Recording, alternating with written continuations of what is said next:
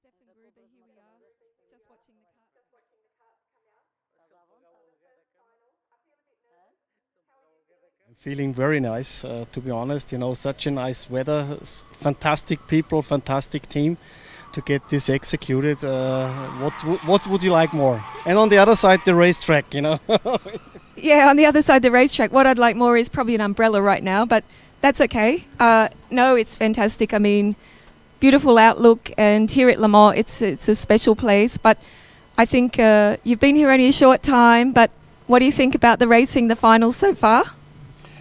Yeah, I've seen already some tight racing before. The pre-finals already executed. I'm really happy that I see that it's so close. You know, we worked hard 4 years, 5 years now, that we bring the engine to become out of the box ready to win. Yeah, and I think we're on a good glance now, and I'm very happy what we see here. I think the little Mojo tyres are getting a workout though here at Le Mans. Lots of corners, lots of grip, and then to the point where it kind of goes a little bit slippery in the afternoon, but then it's a little bit like these guys drifting around the corner. So it's interesting, but like you say, you know, you must be proud of this, the parity, the competition. There's always going to be bad stories about, you know, I was unlucky, but I raced at Le Mans, and I think that's what everyone's enjoying. So I think it's also great that you're here. Yeah, that's where stars are born, yeah, in Le Mans, and I think there could not be a better place to have this international race happening. I agree with you. What a great place. And I'm sure all the drivers, I know in the paddock and also at home, everyone's watching. But Stefan, what else? Just before we let them go, what else is happening in the world of Rotax? Is there anything like, I'm always looking for a story, you know? Oh my God, there is a lot of things are going on. On the one side, for sure, we are really happy that we have to deliver parts, meaning that there is a lot of people active in our Rotax world. On the other side, electric, you know, we also go with our E20 and maybe something to come, question mark. And yes, of course, we're also preparing our grand final, not so far away from here, where we are happy again to invite our 360 plus drivers, 360 plus because we have 2 categories also in junior and in senior with our E20, so we are close to 400 drivers there, and I think it's quite a well-established race in this world. It is, and I know that a lot of these young drivers here on the grid, they're on the way to Portimao as well. They're hoping to be on the way from their RMC races at home, some of the regional races. Some already have tickets around the world, but it gives me like a little bit of goosebumps thinking about nearly 400 drivers. But this is what it's about. It's about having fun, racing, fair racing, and also that dream of celebrating the champions when we get to the grand finals. Yes, of course, and as you said, it's a bit of a different format there. We call it always the Rotax family to be invited there. But also here I feel the family attitude, you know, the people are having fun to each other, not just zip up and, you know, competition alone. They have fun, and this is, I think, the most important thing when you go home from such a weekend, that you had a very good time with your family, with your friends and with your competitors. Yeah, I agree with you. They're camping and they're staying in hotels, they're having fun. I'm going to look at my watch. I've still got a little bit of time, a couple of minutes to go. But in the meantime, I want to also remember about our friends in the Netherlands. I said I give them a shout out, everyone's watching. Gabby there with the Grand Festival coming up at the end of August, a 2-day event for micro and mini. So anyone that's interested that can't be here in Le Mans, or even if they are here, maybe they want to come along to the Grand Festival just for 2 days at the end of the summer. It's a really nice event, so you can check it out on the Rotax Global app, but it's Rotax Grand Festival. As you say, we've got the e-kart and maybe something, question mark, we're going to have to wait for that. They always make us wait till the grand finals. Will we know more? Let's see.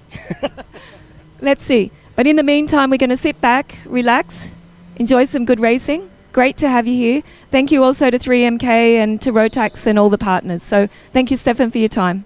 Thank you very much and have a nice race today, all of you. Mesdames et messieurs, après cette interview de Stéphane Grouba, le PDG de Rotax, eh bien nous sommes très heureux de vous accueillir encore une fois sur le circuit du Mans, circuit construit au cœur du circuit des 24 heures du Mans, réputé ô combien pour être un des plus grands circuits du monde. En tout cas, c'est l'une des plus belles épreuves du monde que nous allons vivre maintenant avec le Rotax Match Challenge International Trophy, phase finale qui vont débuter dans quelques instants. À mes côtés, Henri Boudette, le grand spécialiste de la discipline. Thank you very much, Jacques Sabatier.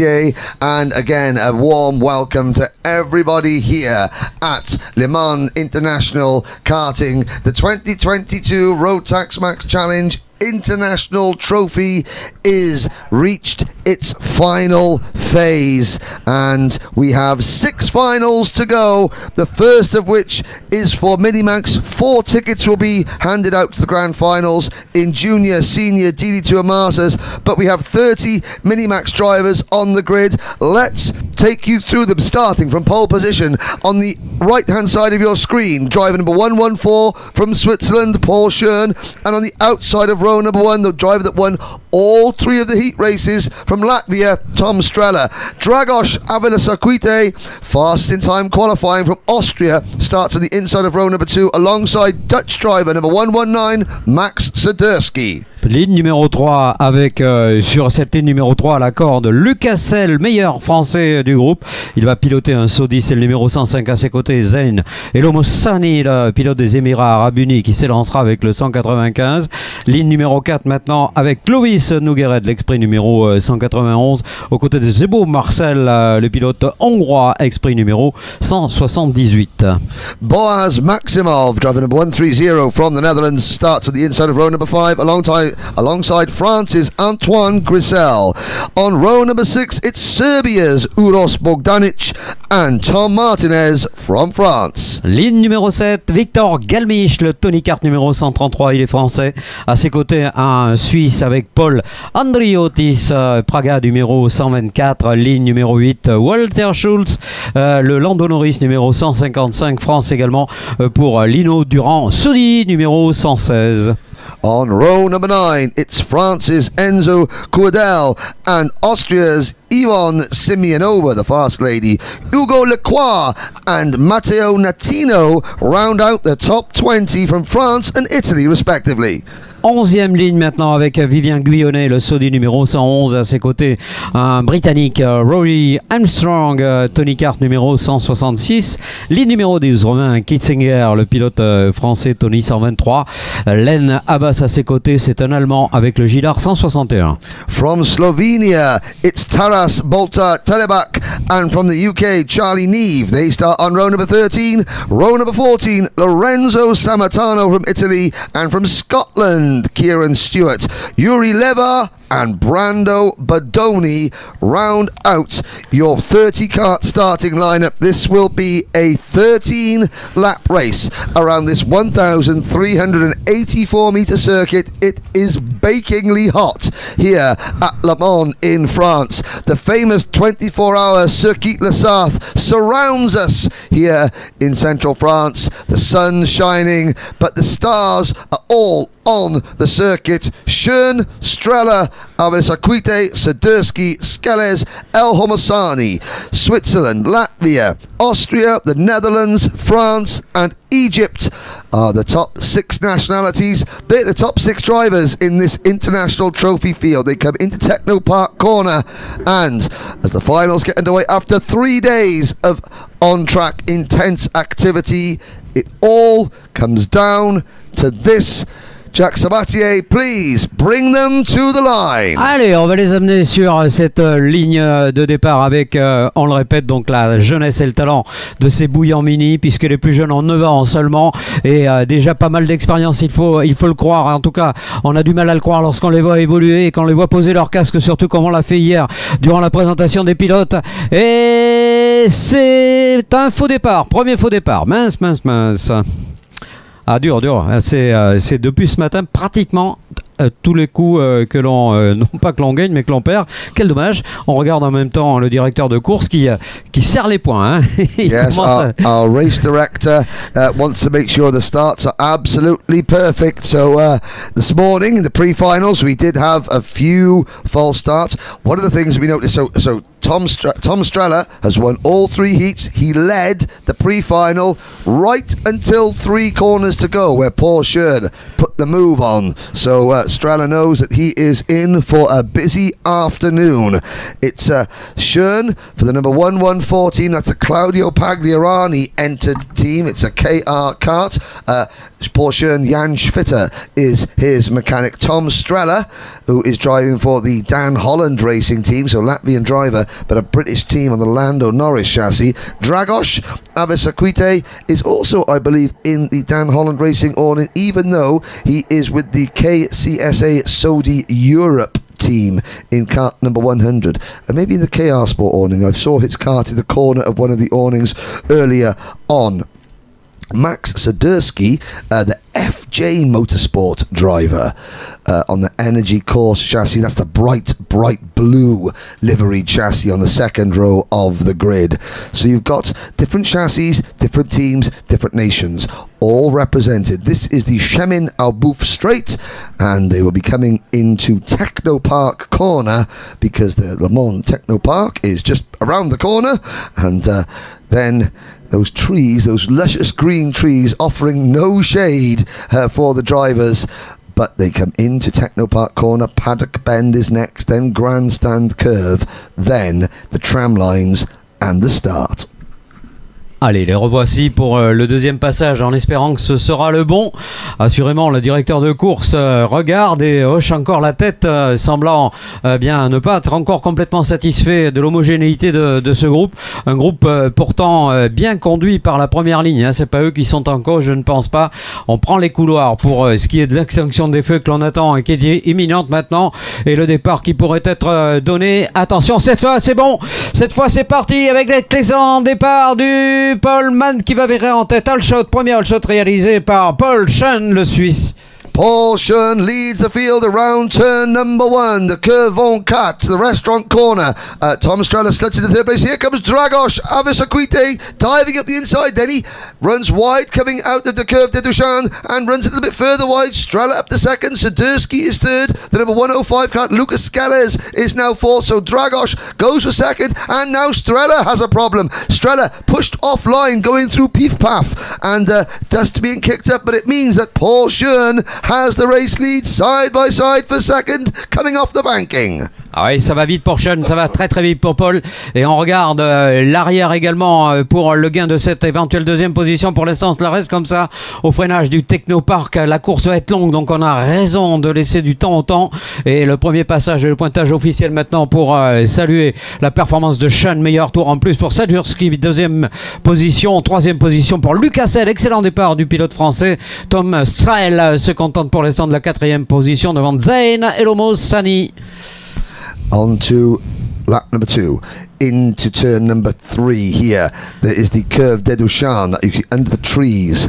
Schön leads from Sadursky, from Scales, from Strella, who has recovered from that little bit of a wobbly moment there on the opening lap. And we got one kart off at the side of the circuit. You just briefly saw it on your camera. Sadly, that is Romain Kitzinger, the French driver, out of the race. The top 4 nose to tail. A gap, then back to number 195, Zayn El Homasani, then Dragos Avesakite, Clovis Nogoraid, Uros Bogdanic, Yvonne Simeonova, Boaz Maximov, Marcel Zibo and Antoine Grissel, your top 12 at the moment. Schön trying to break away as they come through the final corner to complete lap number 2. Voilà, il essaie de creuser l'écart, de partir, alors que derrière, attention, cela pourrait changer. Il est impatient, notre ami Lucas Scales, d'essayer d'aller chercher ce diable de Max Sadursky. Excellent, ceci dit, depuis le début de cette semaine. Et là, pour l'instant, eh bien, il tient bon le cap.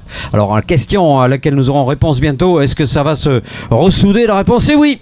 Le retour du groupe de chasse avec Sadursky, Scales et Strel sur Paul Schön. Sean continuing to hold the lead. They're now out onto the banking. On lap number 3, you can see that the number 114 kart has got a 3-4 kart advantage over Sadurski, with Skeles and Strella sitting in their wheel tracks. Now they're all going to get a good slipstream off the back of Paul Sean's kart going down Shevinobu straight. They draw right up behind the number 114, so that 4 kart length gap is now nothing as they come through paddock out of the final corner.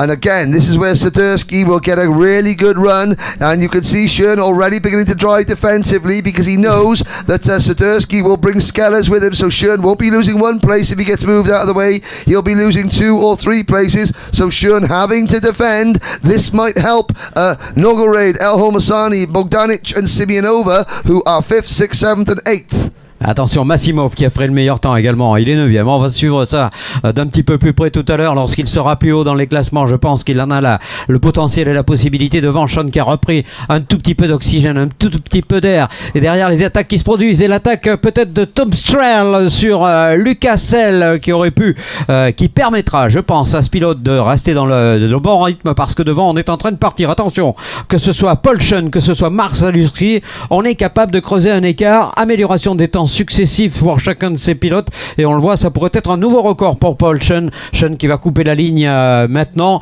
et c'est effectivement lui le plus rapide devant Serluki, Strel, Selle et Nougeret qui fait une très belle course depuis le 5e rang. 11 places de reprise pour Yvon Semenova.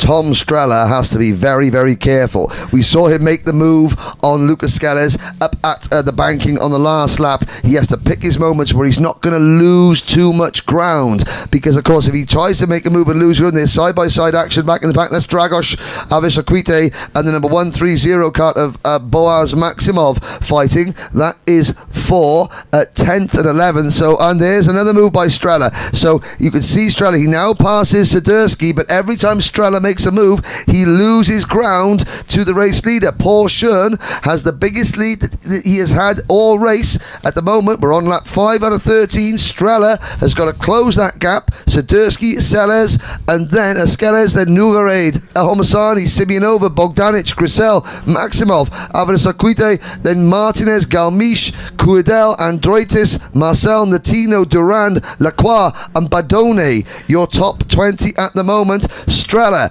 head down, lap 6 out of 13. Paul Sean, new fastest lap, 58.055. The gap between first and second is 7/10 of a second.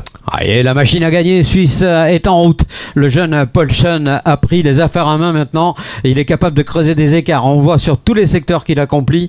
Il prend un petit peu d'avance à chaque fois. Bon, c'est vrai que Tom Strell peut encore résister largement, hein, même s'il concède pratiquement 1,5 secondes sur le secteur numéro 2. C'est là que la différence se fait, je pense, en tout cas visuellement, qu'ils sont l'un et l'autre en train de s'échapper, puisqu'on a du mal à suivre pour Sadurski, on a du mal à suivre le rythme également pour Lucas Selle, qui va passer une nouvelle fois, vraisemblablement avec un nouveau record du tour pour Paul Sean. Fabuleux Paul Sean qui depuis cette première position n'a rien lâché depuis le départ.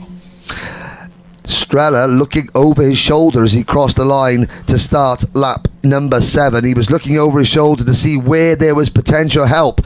Can Sadurski and Skeles get his rear bumper and push him along? He's worried now because Sean is extending his advantage, 57.956 seconds, another new fastest lap. The gap has grown to 1 full second behind the top 4. Nougorade, El Homasani, Simeonova, Grisel and Bogdanic are all in a queue to try and close in, but Strella, he's beginning to pull away from Max Sadurski, but the gap to Paul Sean, you can see on the left hand side of your screen, it's growing, it's over 1 second. This is crunch time now for Tom Strella. He has to catch Sean and he's got no help from behind.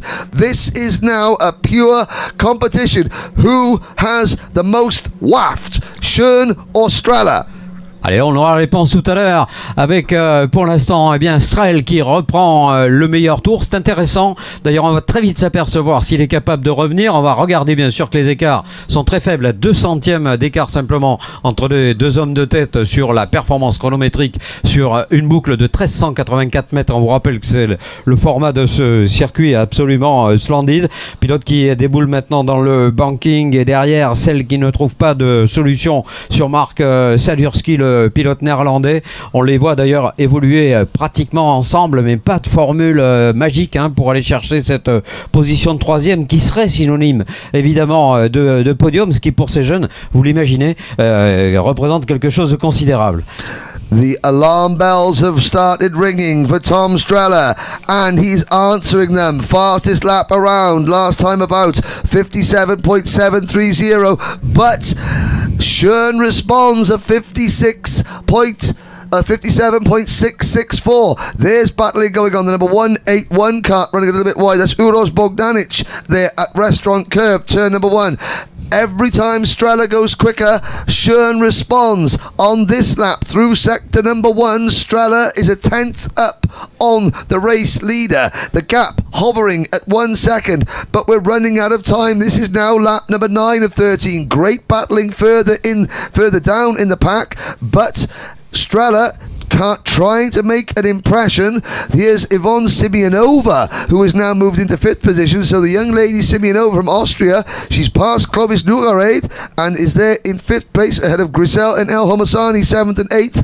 And Schön continues to go quicker. He completes lap number 10 and the gap is 1.04 seconds. It's a 57.60 for Paul Schön. Ah, quel talent de ce pilote Simeonova, le pilote autrichien qui est revenu de loin et qui doit regretter évidemment de ne pas avoir fait un parcours parfait en qualification, parce que sincèrement ce qu'il est en train de produire c'est quelque chose de remarquable. Il ne fait pas les meilleurs tours en course, par contre quelle régularité sur l'ensemble de ces secteurs. Il pilote la machine numéro 157 et l'on revient sur justement ces explications au sein du peloton. C'est dur mais en même temps il n'y a pas de gestes maladroits, malhabiles ou encore quelques velléités éventuelles lorsqu'on a 8, 9, 10 ou 11 ans. Eh bien on peut quelquefois lâcher un peu l'affaire. Ah bien non, là c'est vraiment très correct, extrêmement correct. J'espère que ça va aller jusqu'au bout comme ça. Le bouc est à 3 tours encore avant l'arrivée et la domination de Schön qui se confirme. Nouveau record du tour pour le pilote suisse. Streller posts another personal best lap. He's got his best time down to 57.466 seconds. But you know what? Paul Schön responds with a new fastest lap of 57.450. Here is the battle for the final podium position. 105, Lucas Skelles from France passes Max Sidursky in kart number 119. To give you an idea of how fast the top two are going, they are lapping in the 57.4s. Nobody else has lapped below 57.73. The top two are in a class of their own. They are pushing each other along. Every time Streller goes quicker, Schön responds. Streller goes even quicker. Schön responds. This battle for third position is happening nearly 3 seconds behind the leaders. Et on voit Lucasel qui saute dans sa machine pour essayer de trouver quelques centièmes qui manquent pour aller chercher la 3e position. Ah, il est hyper déterminé, on le sent, on le voit. Regardez ce freinage absolument parfait. On va tendre la trajectoire pour essayer de mieux relancer à la sortie de ce virage du restaurant. Arriver sur le premier enchaînement droite des chaînes et retrouver ensuite peut-être l'ambition de pouvoir remporter ce podium, aller sur la petite marche certes, mais quel bonheur pour ces pilotes de pouvoir accéder à cette cérémonie protocolaire tout à l'heure. Pour l'instant c'est celle qui mène la danse. Super performance de celle qui a pris 2 positions par rapport à sa position sur la grille de départ. Lucas Selle qui pour l'instant entrevoit, je dis bien entrevoit, cette petite marche du podium. Well, Schön and Streller may be clear, but here is the battle for third position. Skales in kart number 105, Sidursky in kart number 119. They are fighting for third place on the rostrum. Behind them, Yvonne Simeonova is there in that number 157, that predominantly white machine, the Paralin kart. Behind Simeonova, it is Nugared, Grisel, El Homasani, Galmiche and Martinez, your top 10. Maximov has slipped to 11th. This is the final lap, however. Tom Streller does a 57.311. What a lap, but it's going to be a little bit too late. Paul Schön is on his way to 2022 Rotax International Trophy glory. Ah, il va peut-être y aller, il va peut-être l'avoir son ticket, il le mérite amplement, Paul. Paul qui aura fait une course remarquable d'intelligence et d'attaque, jamais il n'a lâché quoi que ce soit, alignant les records du tour. Tom Strel n'aura pas démérité, loin de là, et il pourrait remporter le moteur qui sera remis au second. Et la victoire, splendide victoire de Paul Chen devant Tom Strel qui concède plus d'une seconde. Et Lucas Sell sera le troisième petit bonhomme sur ce podium. Fabuleuse course de Luca. Max Salurski termine à la 4e position. Il devance l'excellent Yvonne Semenova. On retrouve Clovis Nogueret ensuite, le deuxième des Français qui a gagné une position. Antoine Grisel prend le 7e rang. Il devance Victor Galmich, Zen et Lomosani pour les Émirats Arabes Unis qui termine 9e, et la 10e position de Tom Martinez. And just what you want to see on the slowing down lap, Tom Strella, who dominated the first 2.5 days of this race meeting. He's been beaten in the final when it matters most. He drives up alongside Porsche and gives him the thumbs up. Porsche gives him the thumbs up in return. And I loved how happy Lucas Skeles, number 105, the Nicholas Skeles entered driver on the Saudi kart. He was punching the air as he crossed the line, so he is delighted with the podium. There on your screens, ladies and gentlemen, is a rundown of the finishing order.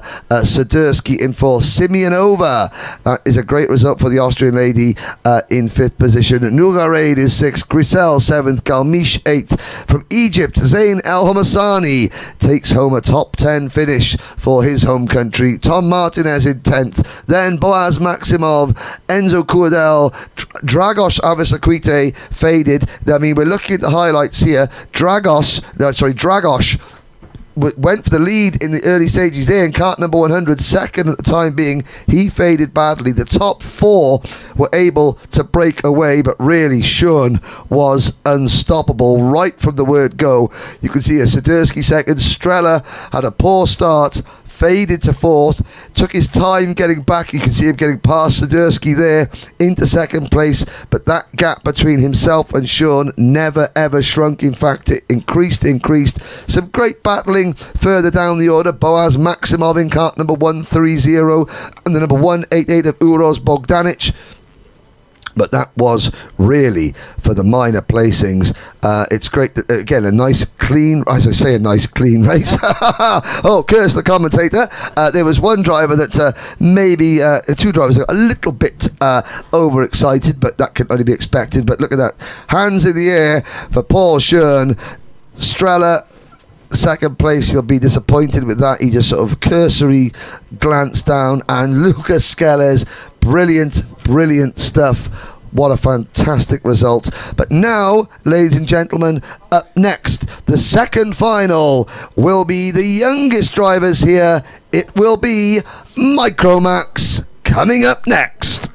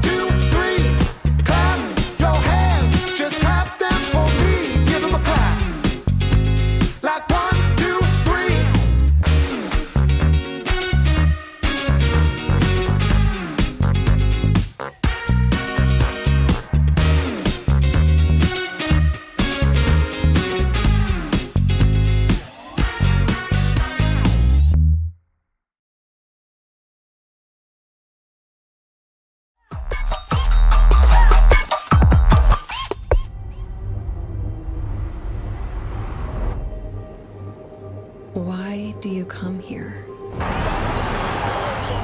Is this your career? Or is it all about fun? A chance to get away and leave it all behind?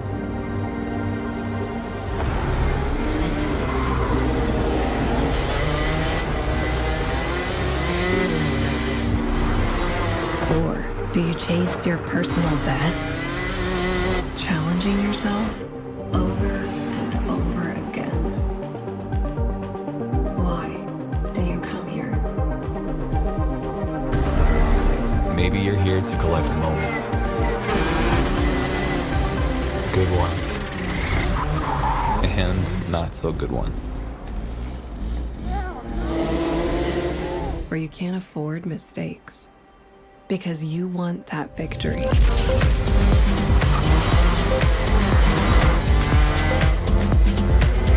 It's all about this one moment when the hard work finally pays off.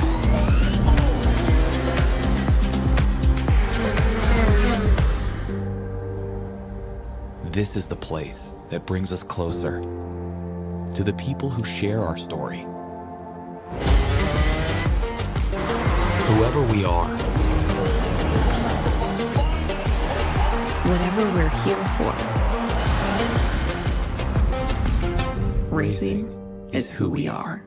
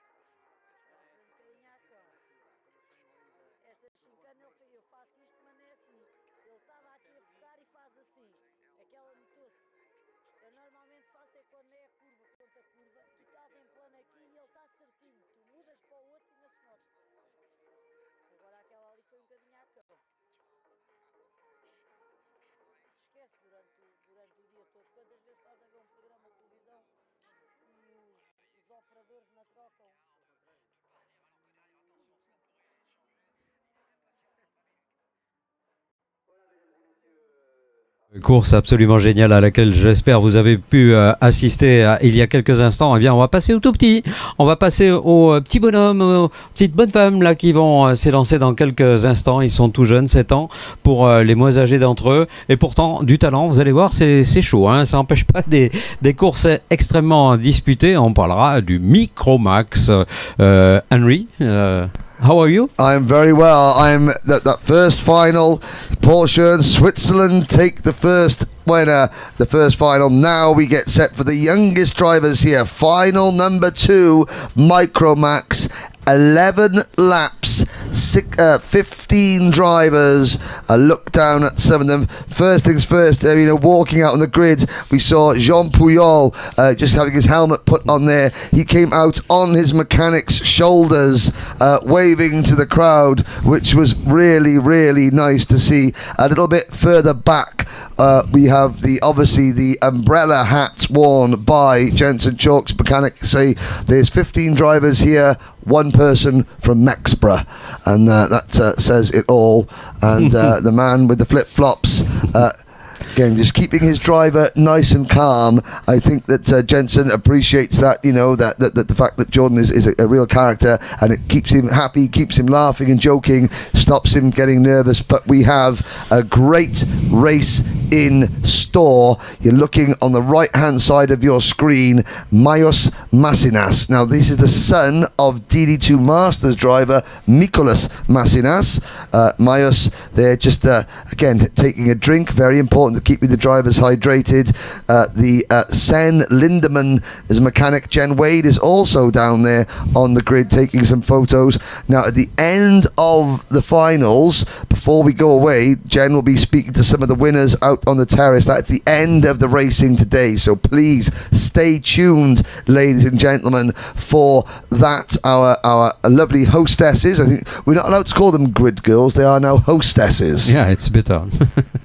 I think so. But what a race we've got lined up. Drivers in this race from Lithuania, from the Netherlands, France, Germany, the United Kingdom, Colombia, Austria, Andorra, Israel, Mexico.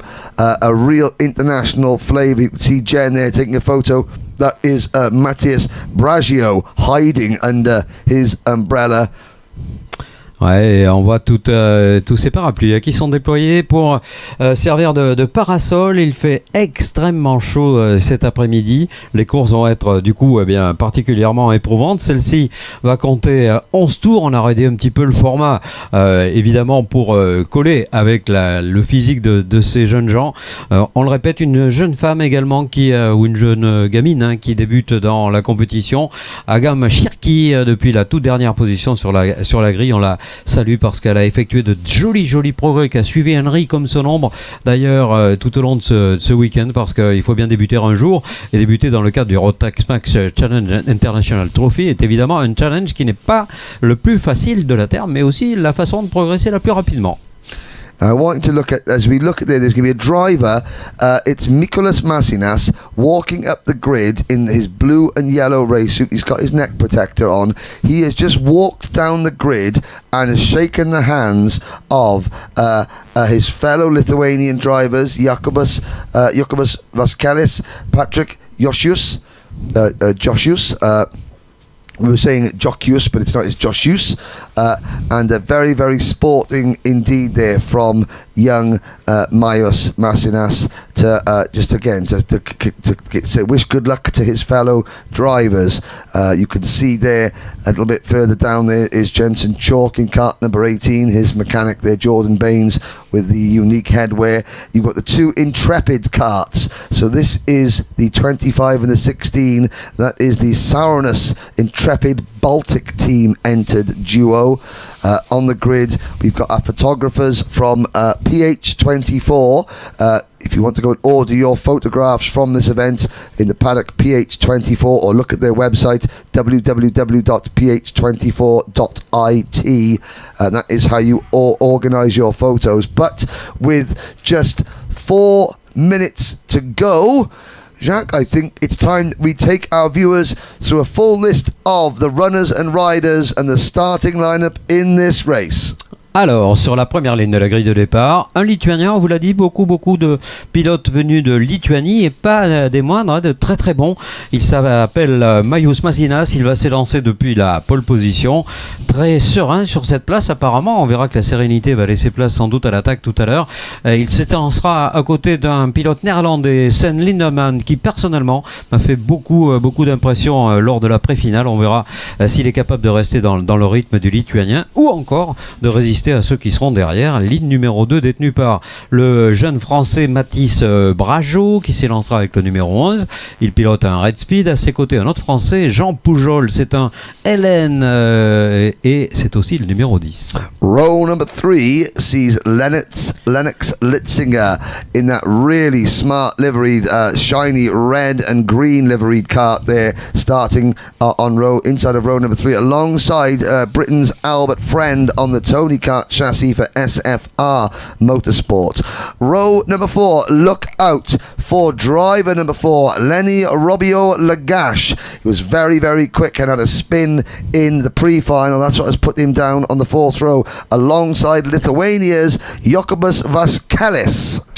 Ligne suivante, on est à la 9e position détenue par Jensen Chalk, le pilote britannique, avec le Croc Promotion numéro 18. À ses côtés, un autre Lituanien avec Patrick Rasdocius, Intrepid numéro 25. Ligne numéro 6, elle sera partagée entre un Autrichien, Alexander Volkmer, un Saudi, c'est le numéro 24, et un Colombien, Juan Camilo Reyes Garzón, c'est un KR, c'est le numéro 86. The final 3 drivers on the grid, the only driver here this week representing Andorra, Anton Bouchard. He had a penalty in the pre-final which has knocked him back to the inside of row 7.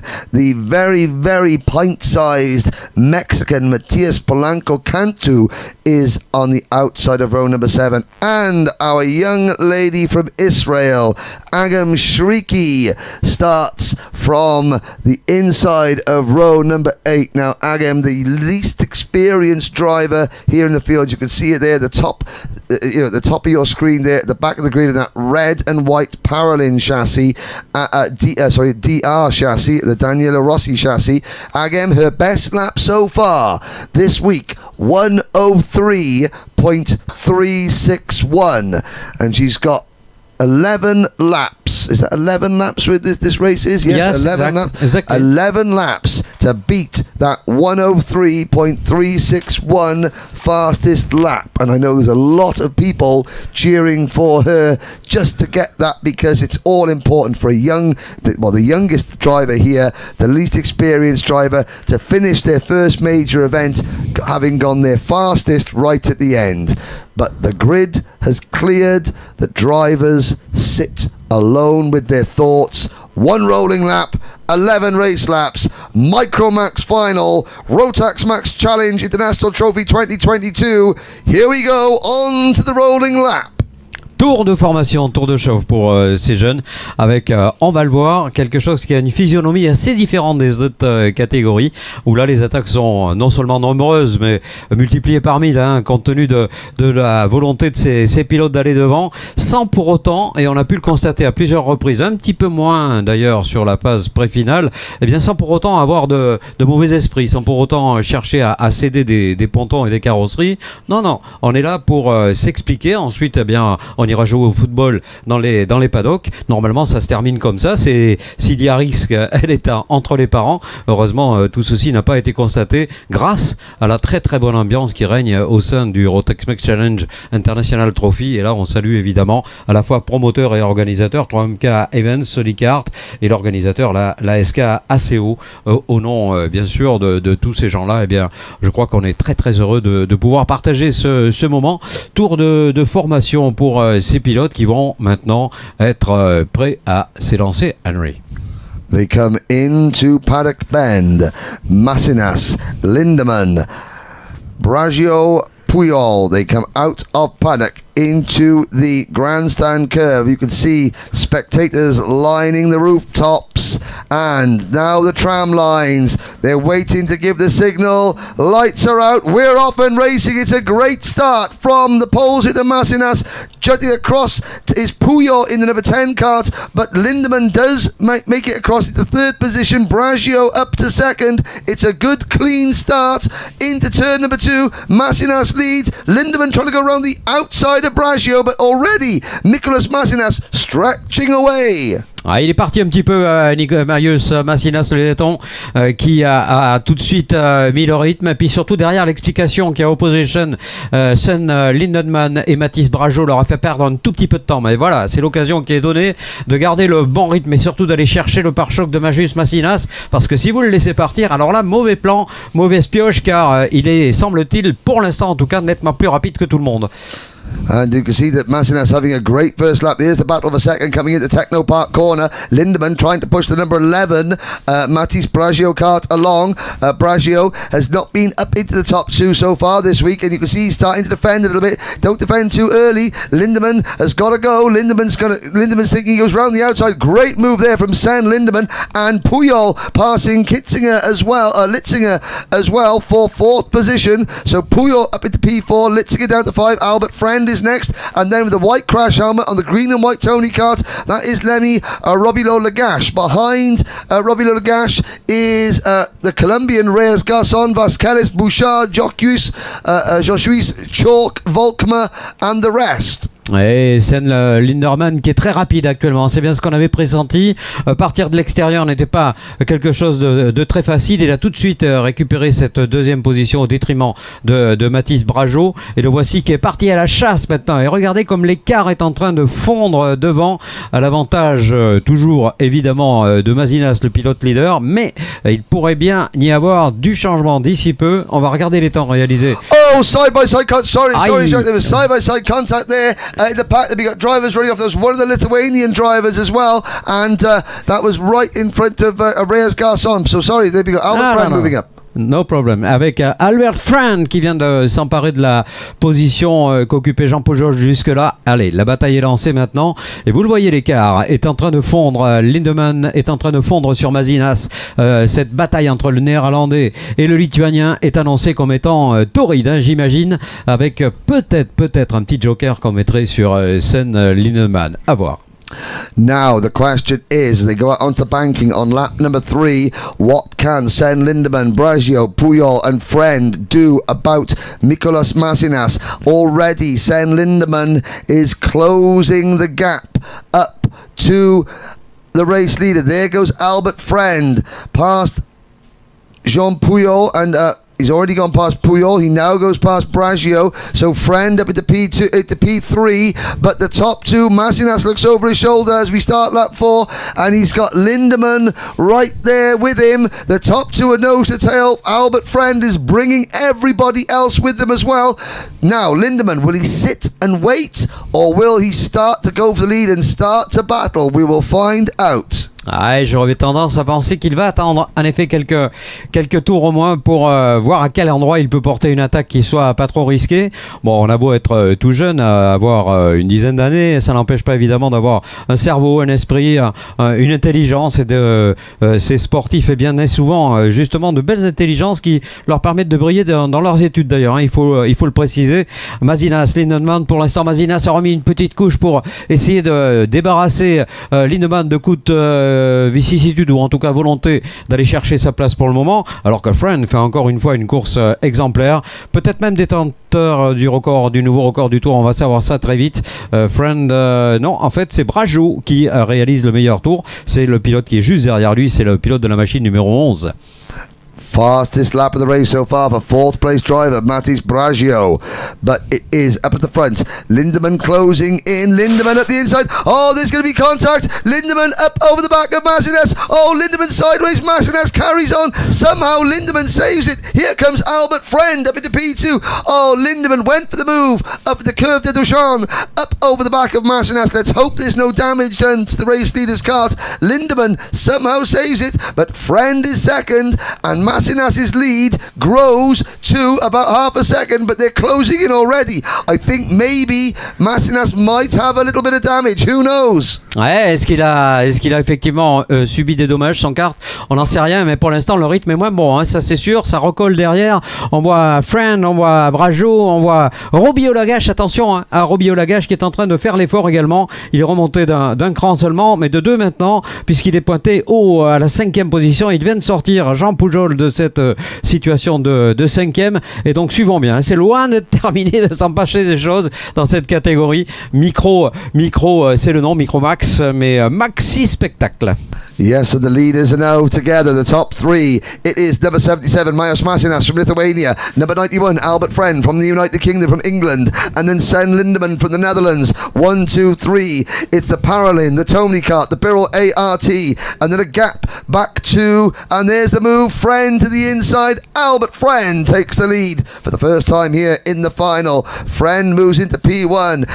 Mazinas down to second. Now Mazinas has led the first 5 laps of this race. Friend now takes the lead. Will Mazinas fight straight back? Well, he has a little look up into Technopark corner.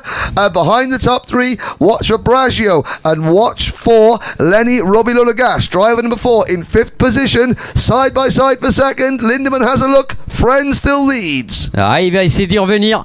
On a bien cru que pour lui c'était terminé, mais non, il a gardé toute sa détermination, toute sa volonté. C'est lui qui a fait la petite faute tout à l'heure en escaladant le pare-choc arrière de Mazinas, mais là cette fois il a repris ses esprits, et puis peut-être cela servira-t-il de leçon quelque part, hein, en précipitant pas trop les choses, même si devant évidemment Mazinas et le jeune Albert Friend, le pilote britannique, sont extrêmement rapides. Je pense que potentiellement, pour l'instant, et encore une fois, c'est bel et bien le Hollandais qui pourrait aller être le plus sérieux rival de ces deux-là. Out of the banking, through turn number 8, onto the Shemin Obouf straight. Here we go. Down the main straight towards Technopark corner. Will Massinas pull out? The answer is no. Friend continuing to lead. Albert Friend does not defend. That is smart driving from the young Englishman, because he knows if he begins to defend, it's not just going to be a 3-kart battle. It's going to be a 4, a 5, a 6-kart battle, because Puyo is there is 6th, Litzinger is 7th, Bouchard is 8th, Vasquez is 9th, and then in 10th position is Joshuis. Then it's Reyes Garçon, Volkmer, Chalk, Polanco Cantu, and Agem Shriki.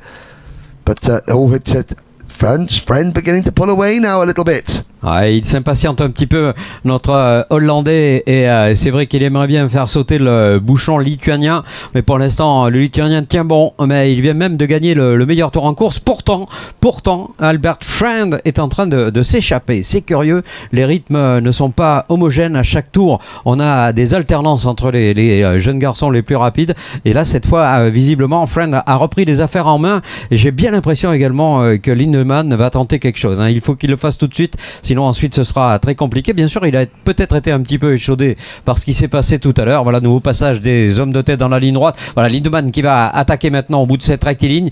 Pour l'instant, les vitesses linéaires de chacune de ces machines sont très semblables, très comparables. Donc c'est très difficile d'attaquer, si ce n'est au freinage. These drivers are 9-10. Here comes Massinas to the inside, going to Shemin Obouf, and yes, he makes the move. So does Lindemann. Albert Friend tries the crossover. He gets second place back, but Mikolas Massinas from Lithuania regains the lead. He lost it for 2.5 laps. Now he's back in front. Friend had to scramble across to avoid losing 2 places. He did the great crossover, and now Albert Friend back up the inside onto the banking. Retakes the lead. Massinas second, Lindemann third. Watch for Robbie Lagash now in 4th place. The second green and white Tony kart. You can't see it now as Lindemann having to go to take the wide line in as Friend and Massinas defend in front of him, but watch for Robin Lagash just flicking at the top of your camera shot there. Robin Lagash is closing it in 4th place. Matisse Bragio is 5th. The more these 3 battle, it's going to be handing Robin Lagash a chance for victory. We start lap 10 out of 11. Friend still leads, but here comes Massinas again. Ouais, ça va changer des attaques à tous les niveaux, l'entrée des deux chaînes où il y a du mouvement, ça bouge pas mal. Lindemann qui se retrouve à la 2e position, alors qu'à l'avant Massinas a, semble-t-il, pris les affaires en main, et que c'est Charles qui vient de faire le meilleur tour en course, à peine un temps supérieur à la minute, donc ça va vite, le rythme est très très bon, une 0-0-0-20, alors qu'il n'est que 13e dans ce groupe. Il se gêne devant, je pense qu'ils sont en train de se gêner un tout petit peu, et Henry le disait, attention à Robin Lagash qui est 4e, qui pourrait profiter de l'occasion. Il va falloir qu'il le fasse maintenant. Il ne va pas rester beaucoup de tours, un seul tour, hein, ou 2 tours. Ouais, un seul tour. On va rentrer dans le dernier tour. They approach the final corner. They will get the last lap board this time around. It is Mikolas Massinas leading Sen Lindemann and Albert Friend. Massinas, Lindemann trying to go around the outside. Friend dives at the inside to take second position. Lindemann, that move did not work. It's cost him. Now Massinas defends. What can Albert Friend do? Oh, Lindemann up over the back bumper of Albert Friend's kart, but saves it. It's now a 1-on-1 fight. I think Lindemann's chance is gone. Massinas is going to have to defend from Albert Friend, and Albert Friend, they come through Piff Puff. Friend is going to look going into the banking, I'm sure. Ah, il est devant, Friend. Ça a peut-être été le plus malin dans l'histoire. Est-ce qu'il va pouvoir y rester? C'est une autre histoire. Massinas à l'attaque avec Lindemann sur ses basques et Robin Lagash derrière. Now it's going to be at the end of this straight. This is where the move is going to happen, if it's going to happen. Here comes Massinas. Massinas defend. Oh, Albert Friend sends the dummy. They go to the inside of Technopark corner. Albert Friend, et Lindemann qui passe. Move. Oh, Lindemann qui reprend la 2e position. Robin Lagash. Peut-être Robin Lagash sur la 3e position. Ah oui, Bien vu. What a great last lap. Albert Friend takes the win. He did the switchback on the straight on Nicolas Masinas, and it was Lindemann who third, and Robbie Lagash. What a great final corner. Take advantage. Albert Friend, well, he represented Great Britain in the 2021 Grand Finals. There's not a ticket here this weekend. He's going to try and qualify again in the UK later this year.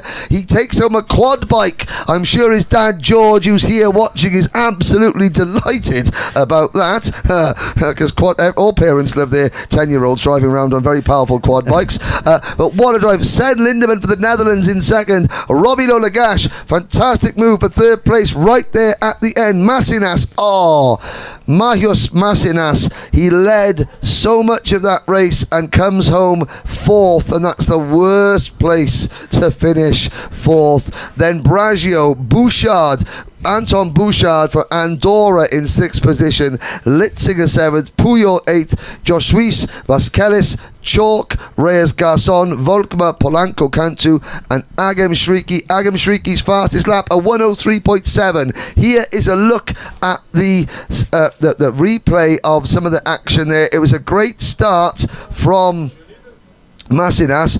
You can see Albert Friend moving up. Now this is where Jensen Chalk was making a lot of progress up to the field, but there was a collision in front. Then we got interesting. Lindemann up over the back of Masinas. That was the first, and both were lucky to carry on. That allowed Albert Friend to sneak up into P2, but then things kept on getting spectacular. Friend goes for the move here, takes the lead, but again, you're going to see the last lap now here. This was a fantastic move.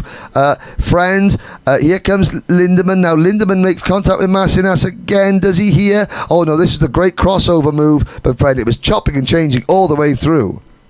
Ah ouais, cette bataille qui a été absolument inoubliable, et on le voit, ces trois-là qui ne se touchent pratiquement jamais, hein. C'est vraiment propre, très propre. Bon, après, je pense qu'il y en a un qui a été un petit peu impatient, c'est Lindemann, et là l'attaque imparable, superbe. On a cru que c'était terminé, que ça allait gagner, mais Robino Lagache était derrière, et puis devant on s'est un tout petit peu gêné à la réaccélération, et du coup regardez Robino Lagache qui a été l'opportuniste, et laisse Masinas pour la 4e position. Quel dommage pour Masinas, c'est vrai.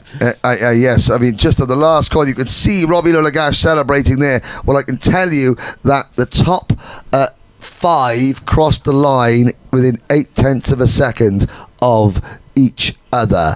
2 finals down, Jacques. 4 finals to go. Coming up next, we go from the youngest to the oldest. It's DD2 Masters up next. Voilà, donc on va passer des plus jeunes aux plus anciens, comme nous le dit fort justement Henry.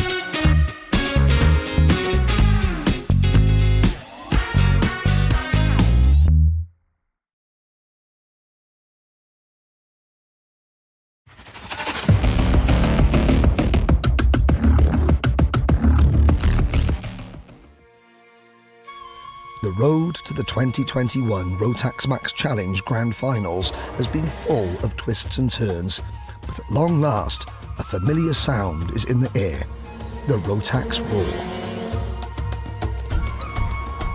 After the silence, out of the darkness come 378 brand new chassis and Rotax engines heading towards a new future. And joining the family as part of the most spectacular sight in karting is our newest member, the Rotax E20.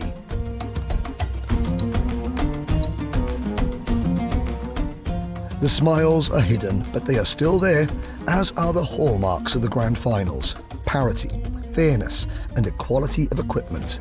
Some things never change. Surrounded by this new, intoxicating, mesmerizing kingdom, our hearts begin to beat a little faster. The differences in 2021 are night and day, double the challenge. A new track, one that is beloved by all who tackle it. Scorching desert sun and cool Arabian nights. To be a champion, you must master both. Some will shine brightly, others will fade to black.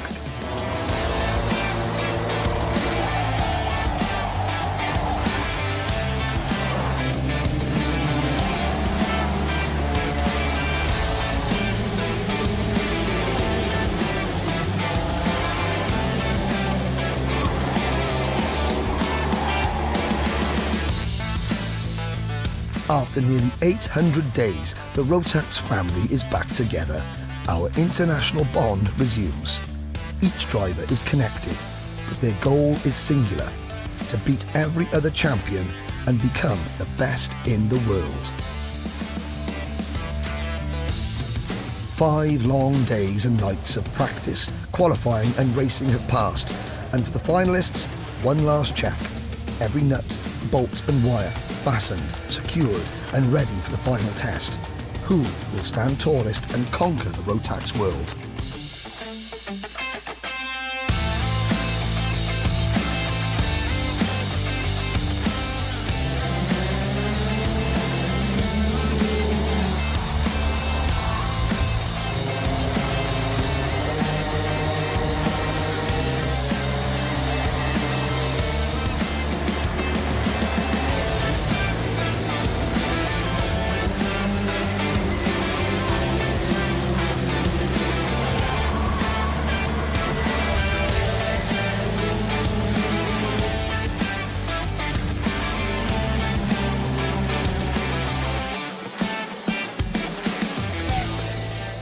For the winners, the long road to Bahrain was worth it. All the trials, tests and tribulations fade to memory, replaced with the title of Rotax Max Challenge Grand Final Champion. For those who fell short, there's always next year. There will be a next year. Our journey to Bahrain was tough, but BRP Rotax would like to thank everyone who walked it with us.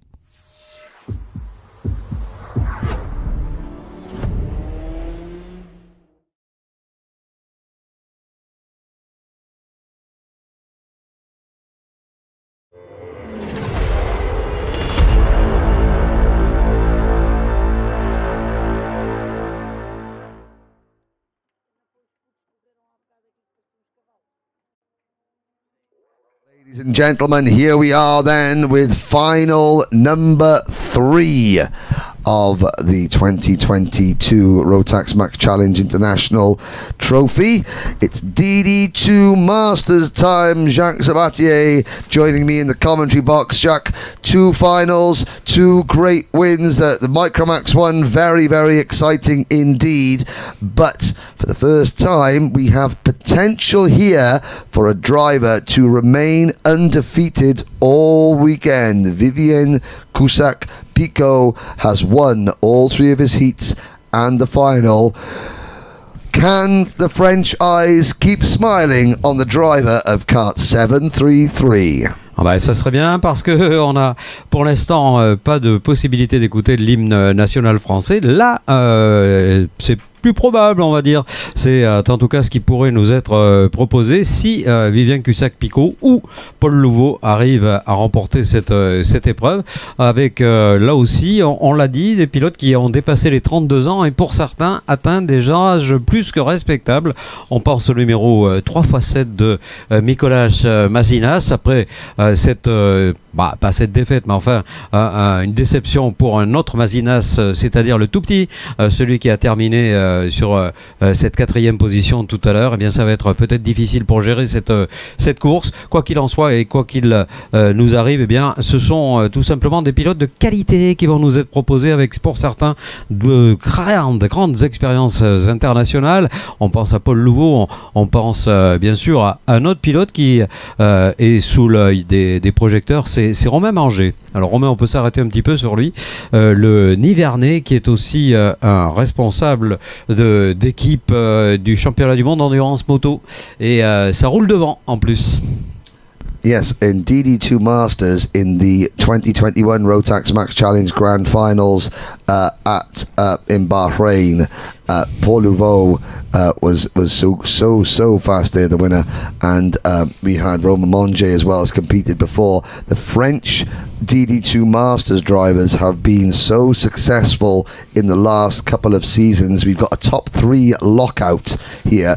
Vivien Cussac-Picot never qualified for the grand finals before. In fact, looking at the top 6 drivers on the grid, 5 have raced in at least one, sometimes a lot more grand finals. I know Primoz Matelic has competed in 6 or 7. Carl Claribo has competed before.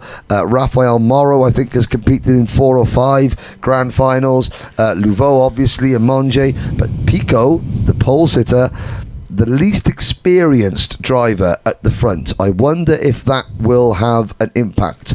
Other drivers to look out for. Driver number 701, Lithuania's Martinas Tankevicius. He has got the best tyres. He didn't compete in any of the heat races, so his best tyres.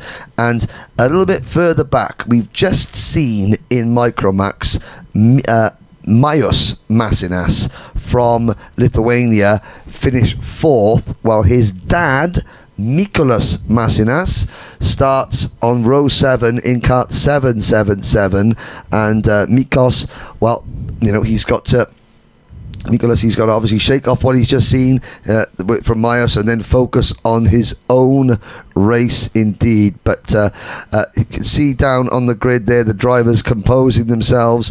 On the right hand side of your screen, driver there with his arms folded, that's Peter Guitai from Hungary.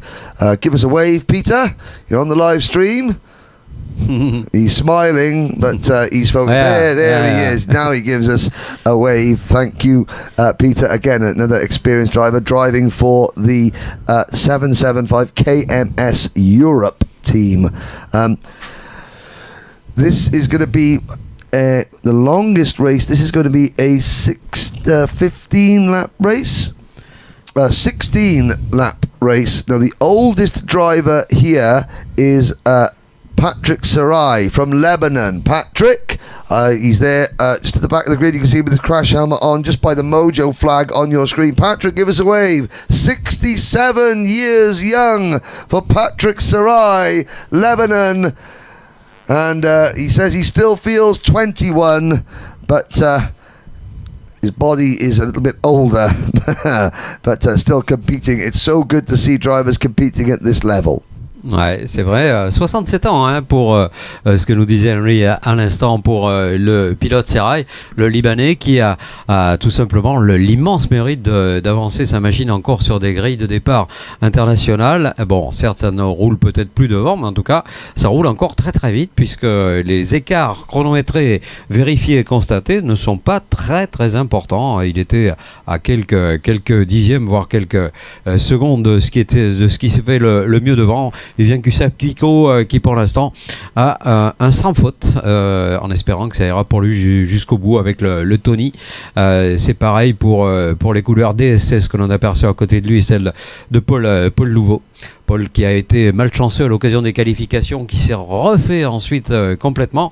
Bon, on a vu tout à l'heure qu'en pré-finale, ça ne sera pas quand même aussi facile que cela, que Vivien Cusack-Picot est très vite également. Il a collé 5 petits dixièmes seulement à Paul à l'occasion de cette pré-finale.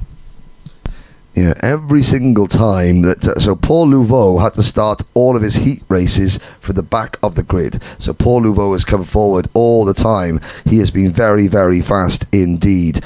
A couple of other little things to note about. Primoz Matelic sitting there. You can just see just behind the 780 kart on your screen. The 780 kart, that is the 54 Squadra course entry of Argentina's Rafael Moro.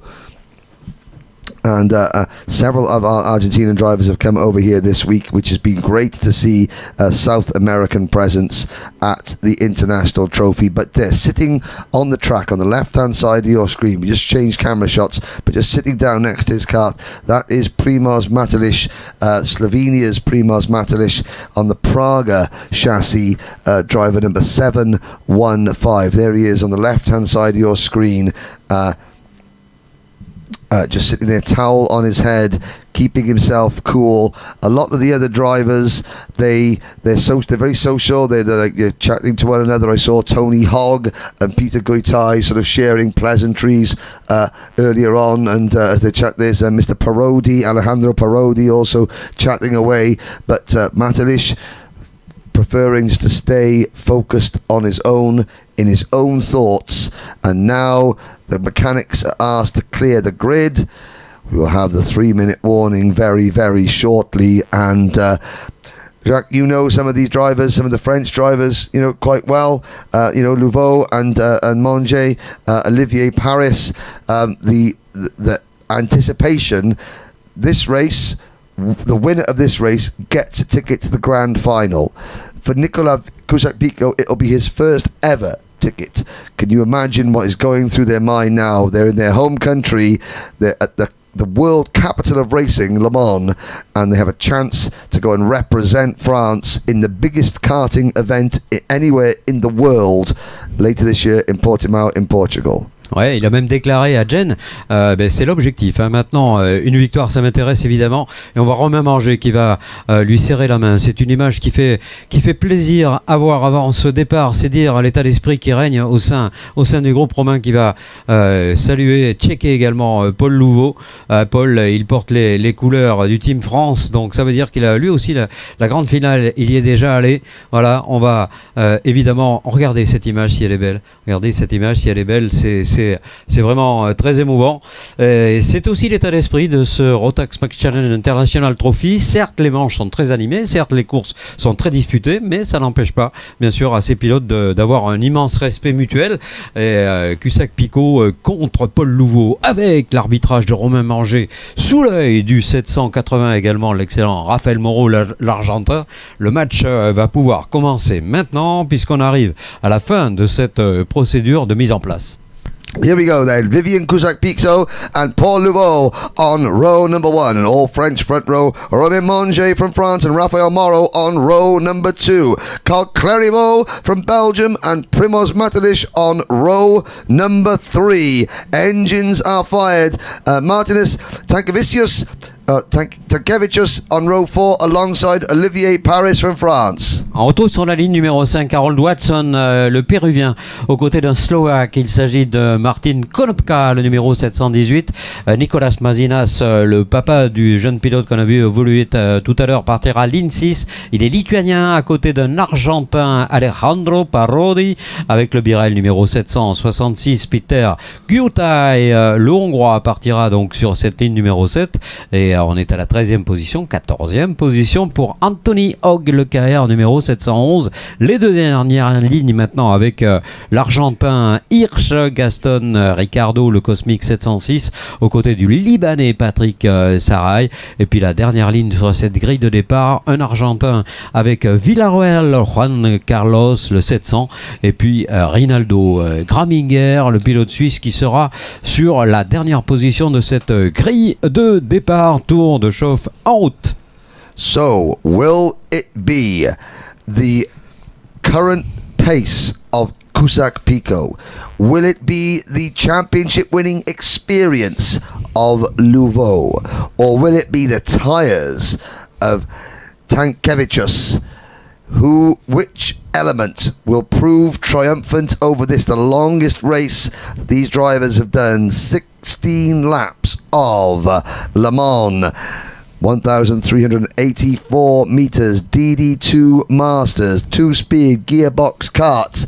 They come into the tram lines. Cusack-Pico, Louveau, Manger, Morrow, and the rest. We are off and racing. It's a good start from Cusack-Pico. It's not a great start from Louveau, who slots into third place, and around the outside goes Raphael Morrow. But as they come out of turn number one, it's Cusack-Pico, Manger, Morrow, and Louveau. Oh, il est passé, Manger. Il est passé, me semble-t-il, Romain Manger, ouais, qui est passé. Derrière, on s'accroche. Oh. Accrochage derrière, malheureusement.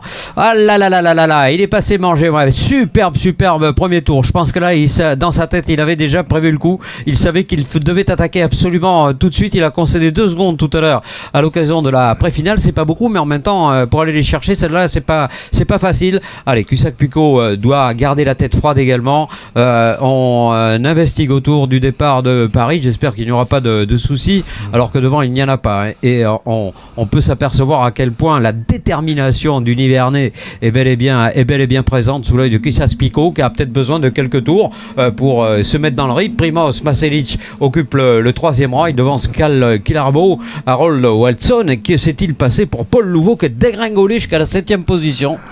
So, under investigation, Olivier Paris, Raphael Morrow, damaged kart, retiring from the race. Tony Hogg has also had a problem, I think, has had to retire as well. So, a frantic first lap. And for the first time in a long time, Manger, Cusack-Pico does not lead. It's Manger from Cusack-Pico, Matelish, the top 3. The Lando Norris kart of Roma Manger, the Tony kart of Cusack-Pico, the Praga of Primoz Matelish, and they're all being chased by the SP Motorsport Kart Republic chassis of Carl Claribo. It's France, Slovenia and Belgium, the top 4 as we complete lap number 2. Here comes Cusack-Pico. Ah, il cherche à attaquer, mais Romain trouve la bonne trajectoire. Il se met en défensif milieu de piste, donc pour l'instant pas de possibilité d'aller, à moins de tenter l'impossible, et bien d'aller chercher cette première position pour Cusack-Pico, mais son heure viendra. À un moment ou l'autre, il va de toute façon attaquer Romain. À un moment ou l'autre, Romain ne craquera peut-être pas d'ailleurs, mais en tout cas devra résister à cette envie de Cusack-Pico, qui s'est débarrassé pour l'instant, et peut-être très provisoirement, de Paul Louveau. Je ne sais pas ce qui s'est passé réellement durant ce premier tour. Bon, on a vu que le départ avait été compliqué. Partir, encore une fois, même si je me répète un petit peu, désolé, de l'extérieur n'est pas confortable du tout. Et Manger l'a bien compris, il a tout de suite attaqué, et à l'entrée du double des chaînes, eh bien, il est passé. Alors voilà, changement, il est passé Cusack-Pico. Change for the lead. Cusack-Pico passes Manger. Primoz Matelish goes with him. Claribo closing in 4th, and then the recovering Tankevicius is there in 5th position, and so is Paul Louveau, the recovering Paul Louveau in 6th. But Cusack-Pico has made his move and is pulling away already. Lap number 4 out of 16. Tankevicius from Lithuania, those new tyres, 54.674 seconds. They are working. The problem is that Cusack-Pico has got clean air in front of him now. We're running that 4 out of 16. We're only 1/4 of the way through this race, but Cusack-Pico has got a 10 kart length lead. Make that a 12 kart length lead over Manger, Matelish, Claribo. Eh oui, parce qu'il nous manque Paul Louveau. Paul qui avait été le seul tout à l'heure à pouvoir tenir la dragée haute à Cusack-Pico.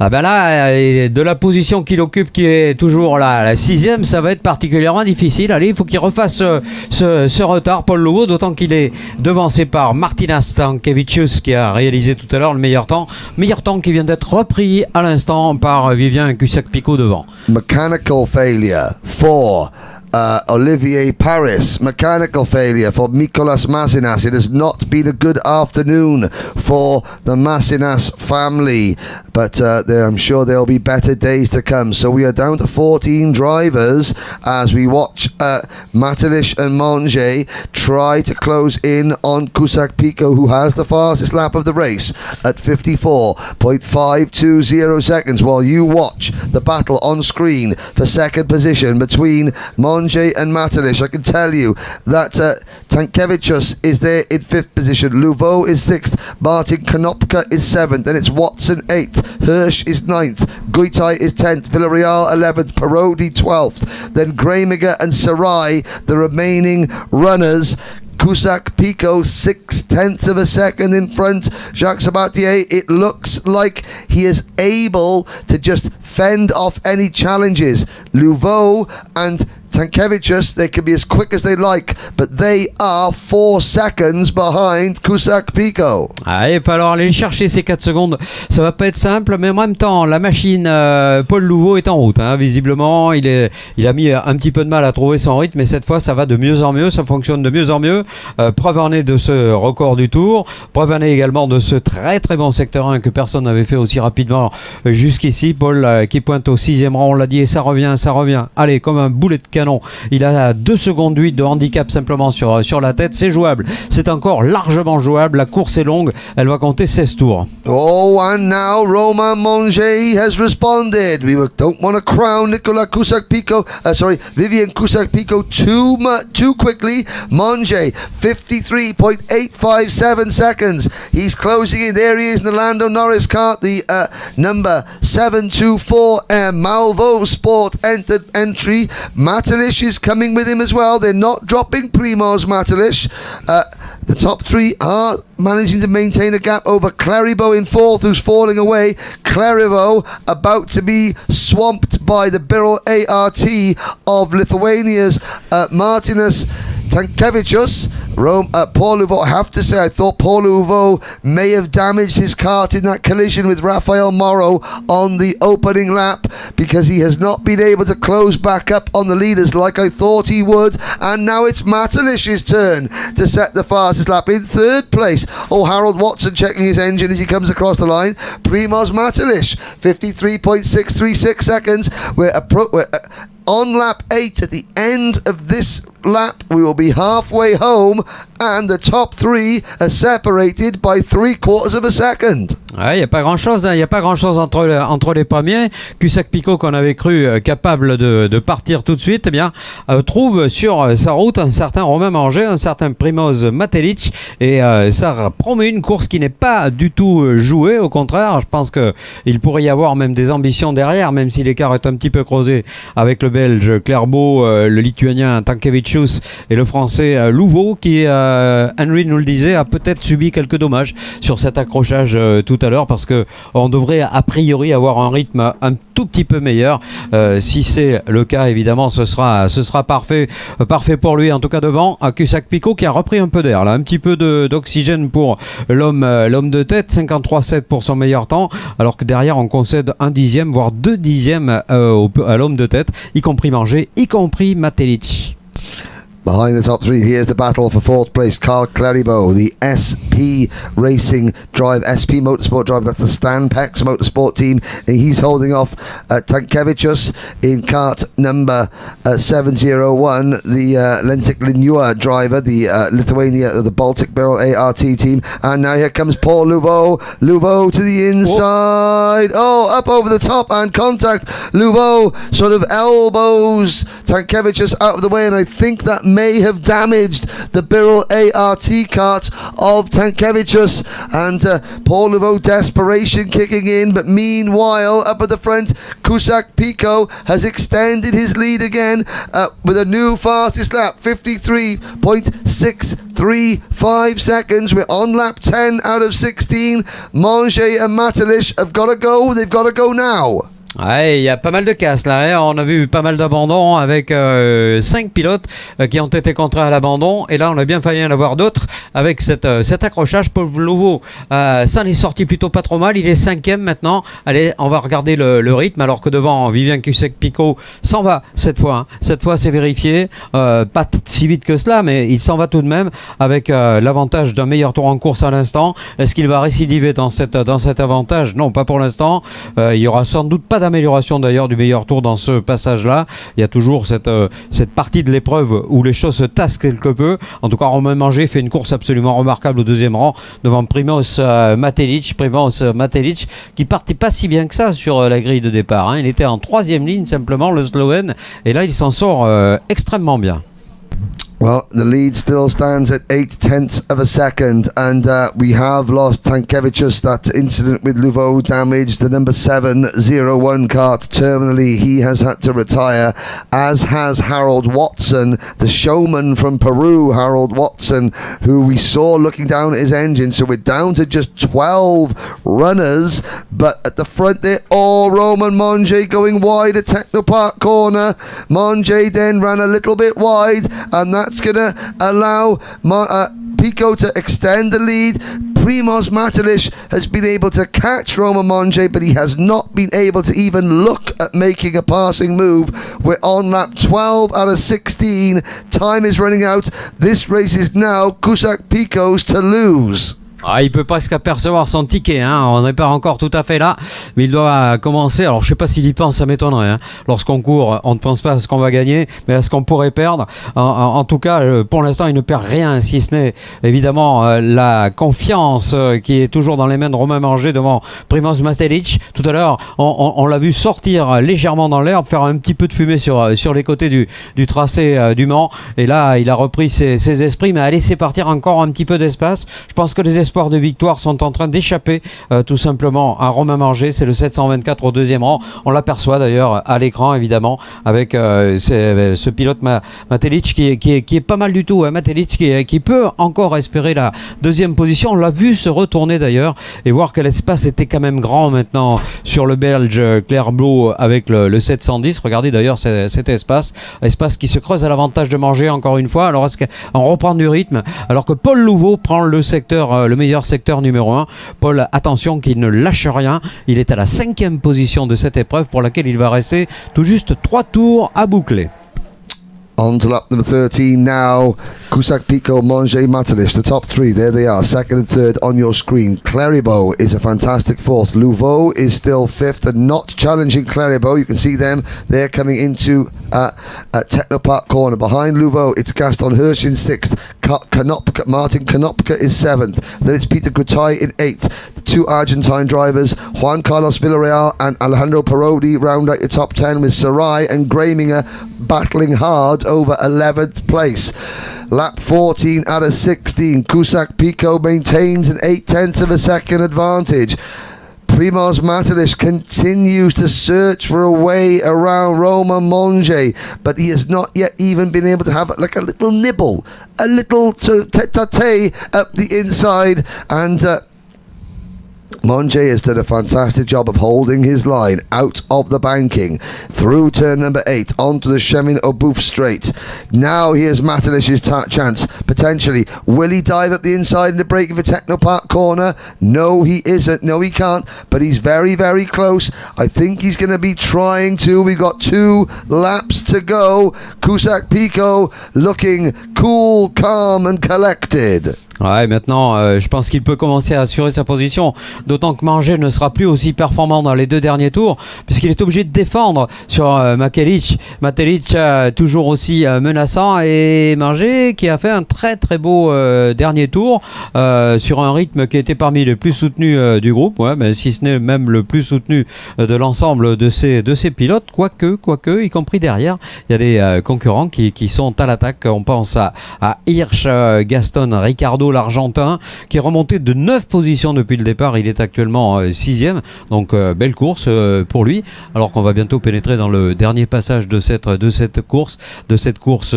finale, avec un ticket à remporter pour la grande finale qui aura lieu sur le tracé somptueux de Portimao dans l'Algarve au Portugal. Ça tombe bien parce qu'on a beaucoup d'amis portugais qui sont là parmi nous durant ce week-end, puis qui sont très impliqués évidemment à la fois dans la production d'images mais aussi sur la piste. Well, Vivian Cusack Pico, he has been able to ask his stepbrother Nicola Pico what the grand finals experience is like for several years. Pico, a regular qualifier and a regular top 10 contender in the grand finals. Pico is not going to qualify through this event. He got black flagged from the pre-final, but Vivian Cusack Pico, Nicola's stepbrother, is going to be finding out just for himself what the Rotax Max Challenge Grand Finals atmosphere is all about, because he has won every single race. The Frenchman is perfect. He is your DD2 Masters winner, and he takes the title. He takes the ticket. Welcome to Portugal, Vivian Cusack Pico. Ah ouais, c'est génial, il est heureux. Mais regardez cette image, elle est quand même représentative, hein. Les pilotes d'expérience, on va les appeler comme ça, au-delà de 32 ans, eh bien ils ont de l'expérience, mais ils se respectent beaucoup. Et tout le monde est heureux, je pense. Et on a vu Romain Manger le premier aller saluer son collègue, adversaire et ami, appelez-les comme vous voudrez, et Vivian Cusack Pico, qui ne l'aura pas volé celle-ci. Et je pense que Nicolas Pico, son demi-frère, va pouvoir être très heureux également, hein, de cette situation. Well, Romain Manger and Primoz Matalish both came alongside Pico, and you could see the adrenaline leaving his body, the weight being lifted off the shoulder, the emotion coming through behind the crash helmet. You can't see his eyes through that iridium visor, but yes, you can feel the emotion as he comes back into the pits. Manger and Matalish complete your podium. Cleribo for Belgium in 4th place. Louveau is 5th, and then from Argentina, Gaston Hirsch is 6th. Then it's Konopka, Guitai, Villarreal, Parodi, Graminger and Sarai. Everybody else failed to finish.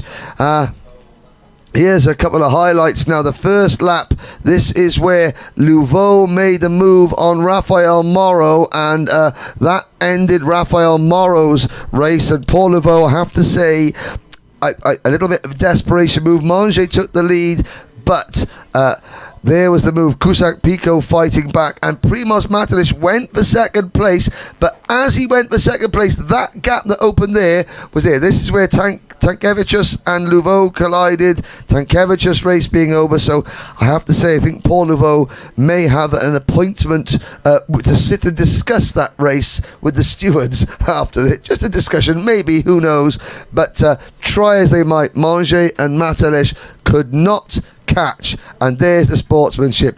Matalish, Slovenian to Frenchman, Manger, countrymen, they were embracing beforehand. Great sporting scenes, which is what you want to see.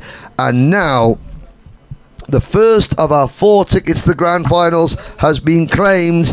The next race up will be DD2 in a few short minutes. Do not go away.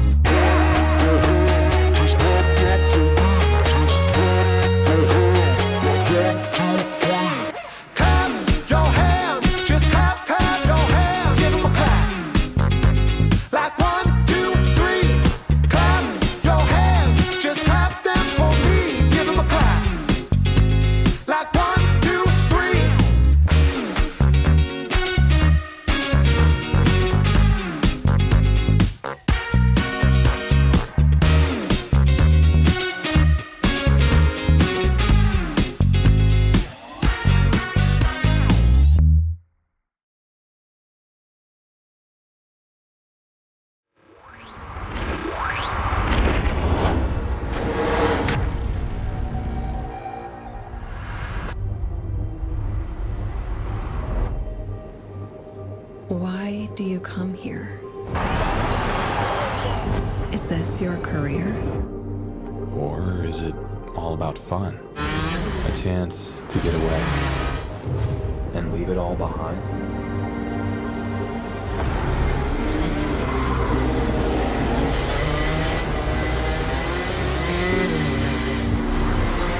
Or do you chase your personal best? Challenging yourself over and over again. Why do you come here? Maybe you're here to collect moments. Good ones. And not so good ones. Or you can't afford mistakes because you want that victory.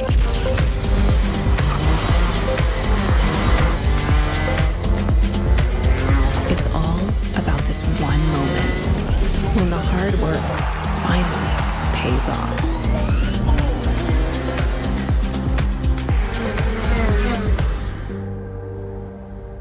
This is the place that brings us closer to the people who share our story. Whoever we are, Whatever we're here for, racing is who we are.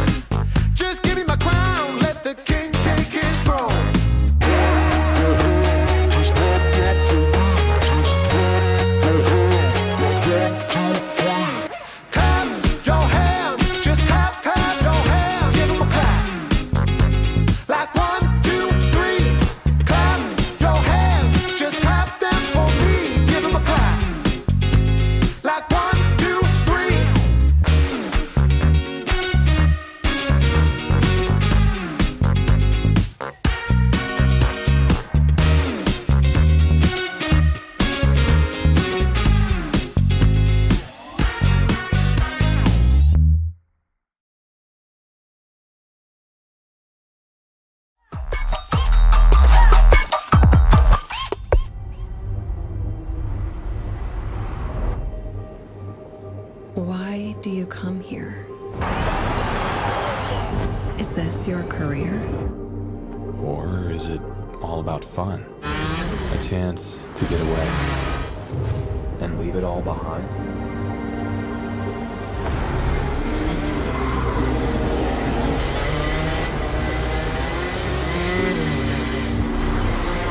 Or do you chase your personal best? Challenging yourself over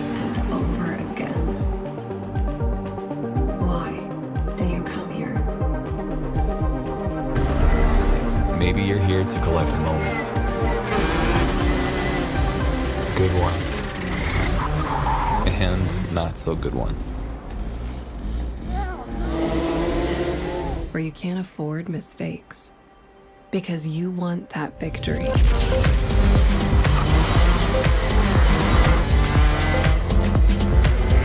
It's all about this one moment when the hard work finally pays off.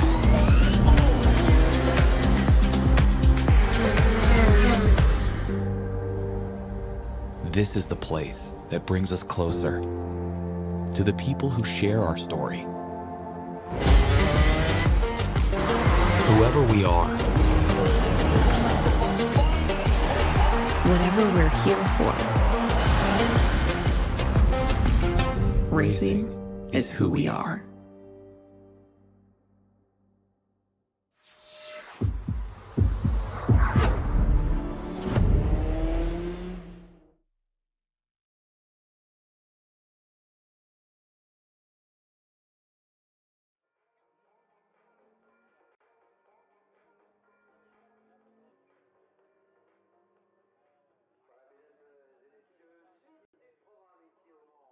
Cette épreuve incroyable, magnifique du Rotax Max Challenge International Trophy, et on va aller crescendo du côté sans doute de l'enjeu, du côté également de la difficulté du match, parce qu'il y a beaucoup de pilotes. On va commencer par le DD2, et ce DD2 eh bien, a promis déjà de par les courses qu'il nous a offert eh bien, d'être quelque chose d'absolument fabuleux, d'inoubliable. On verra si Antoine Barbarou, qui pour l'instant a dominé littéralement les débats, continue cet exploit véritable. Cela pourrait bien être le cas. Henry, c'est vraiment l'homme à battre. Yes, indeed. DD2, 30 drivers, another 16 laps to decide the second ticket winner. And the sun is baking, like you said. We are reaching the crescendo of this event.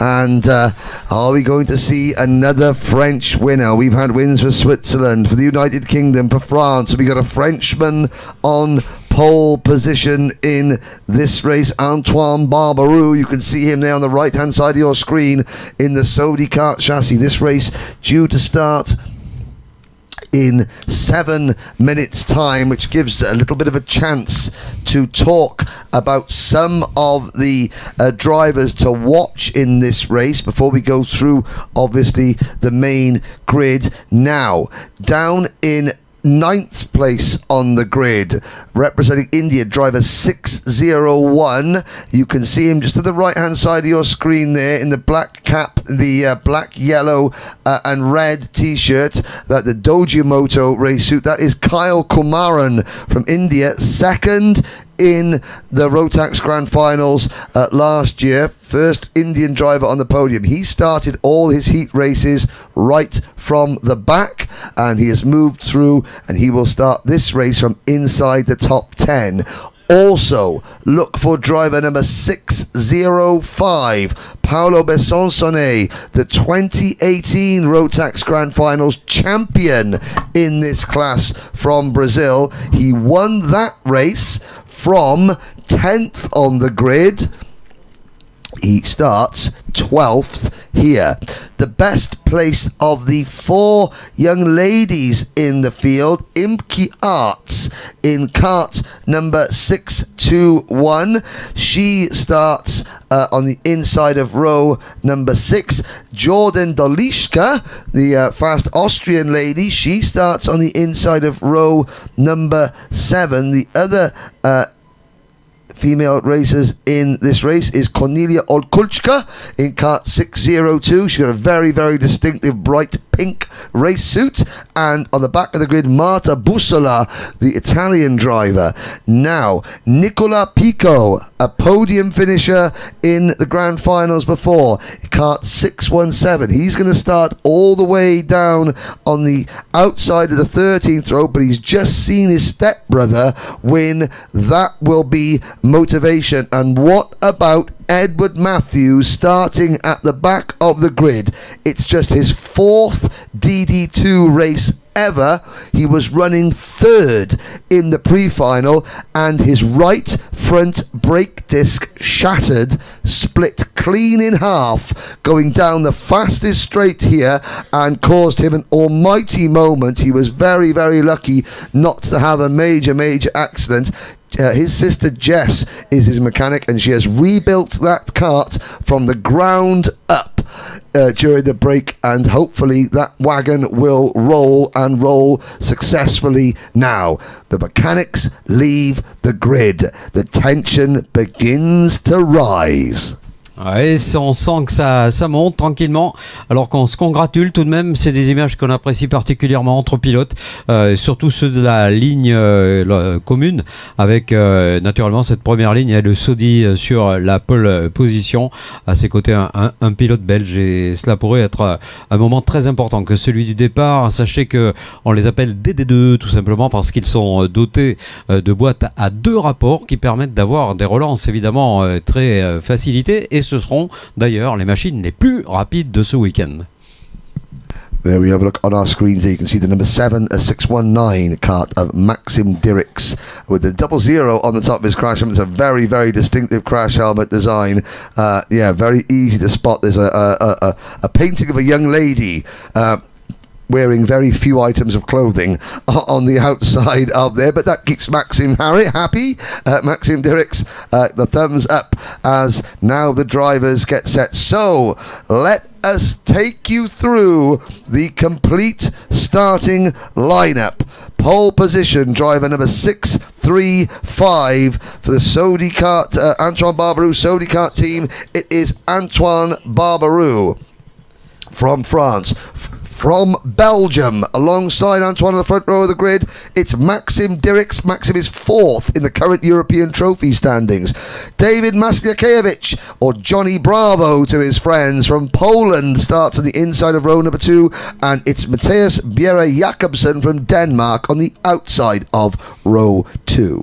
La ligne numéro 3 avec Mick Molten, le pilote néerlandais, le 603 à ses côtés, Gregorio Bertoccio. Attention, rapide pilote italien, 4e position, le Slovène Xen de Roux aux côtés de Christopher Naim, le pilote libanais, le numéro 666. Row number 5, India's Kyle Komaran and Philippe Loaka from Switzerland, Imke Arts from the Netherlands and Paolo Besonsone from France go from row number 6. Ligne numéro 7, une femme encore avec Jordan Dolichka, la pilote autrichienne, à ses côtés Louis Puel pour la France. Ligne numéro 8 avec Kolmanic Matic, le pilote slovène, aux côtés d'un lituanien, Andrius Sinkevicius.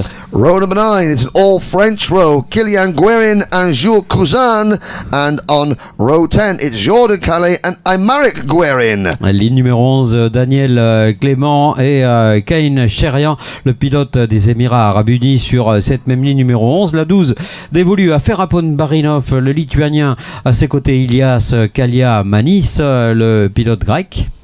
Row number 13, Cornelia Olkulchka and Nicola Pico from Poland and France, respectively. Then it is Colombia's Juan Camilo Ramirez and Rashid Al-Mamari from Bahrain, while the final row of the grid, it is Edward Matthews from the United Kingdom and Marta Bussola from Italy. Bent Zabo was excluded from the meeting after the pre-finals. We have 30 drivers, 16 laps, 1 ticket to the grand final, and Barbaroux has been very strong, but other drivers have been able to show race-winning pace. We haven't yet seen what Kyle Komaran can do from a decent starting position. He's got one here.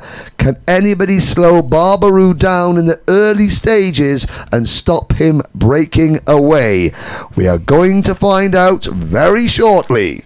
Allez, on va attendre ces pilotes sur la ligne. La première ligne, Barbarou d'un côté, Dirix de l'autre, pour parler de la France et de la Belgique, de Sodi et de Birel, qui est une lutte évidemment passionnante également. Attention au départ.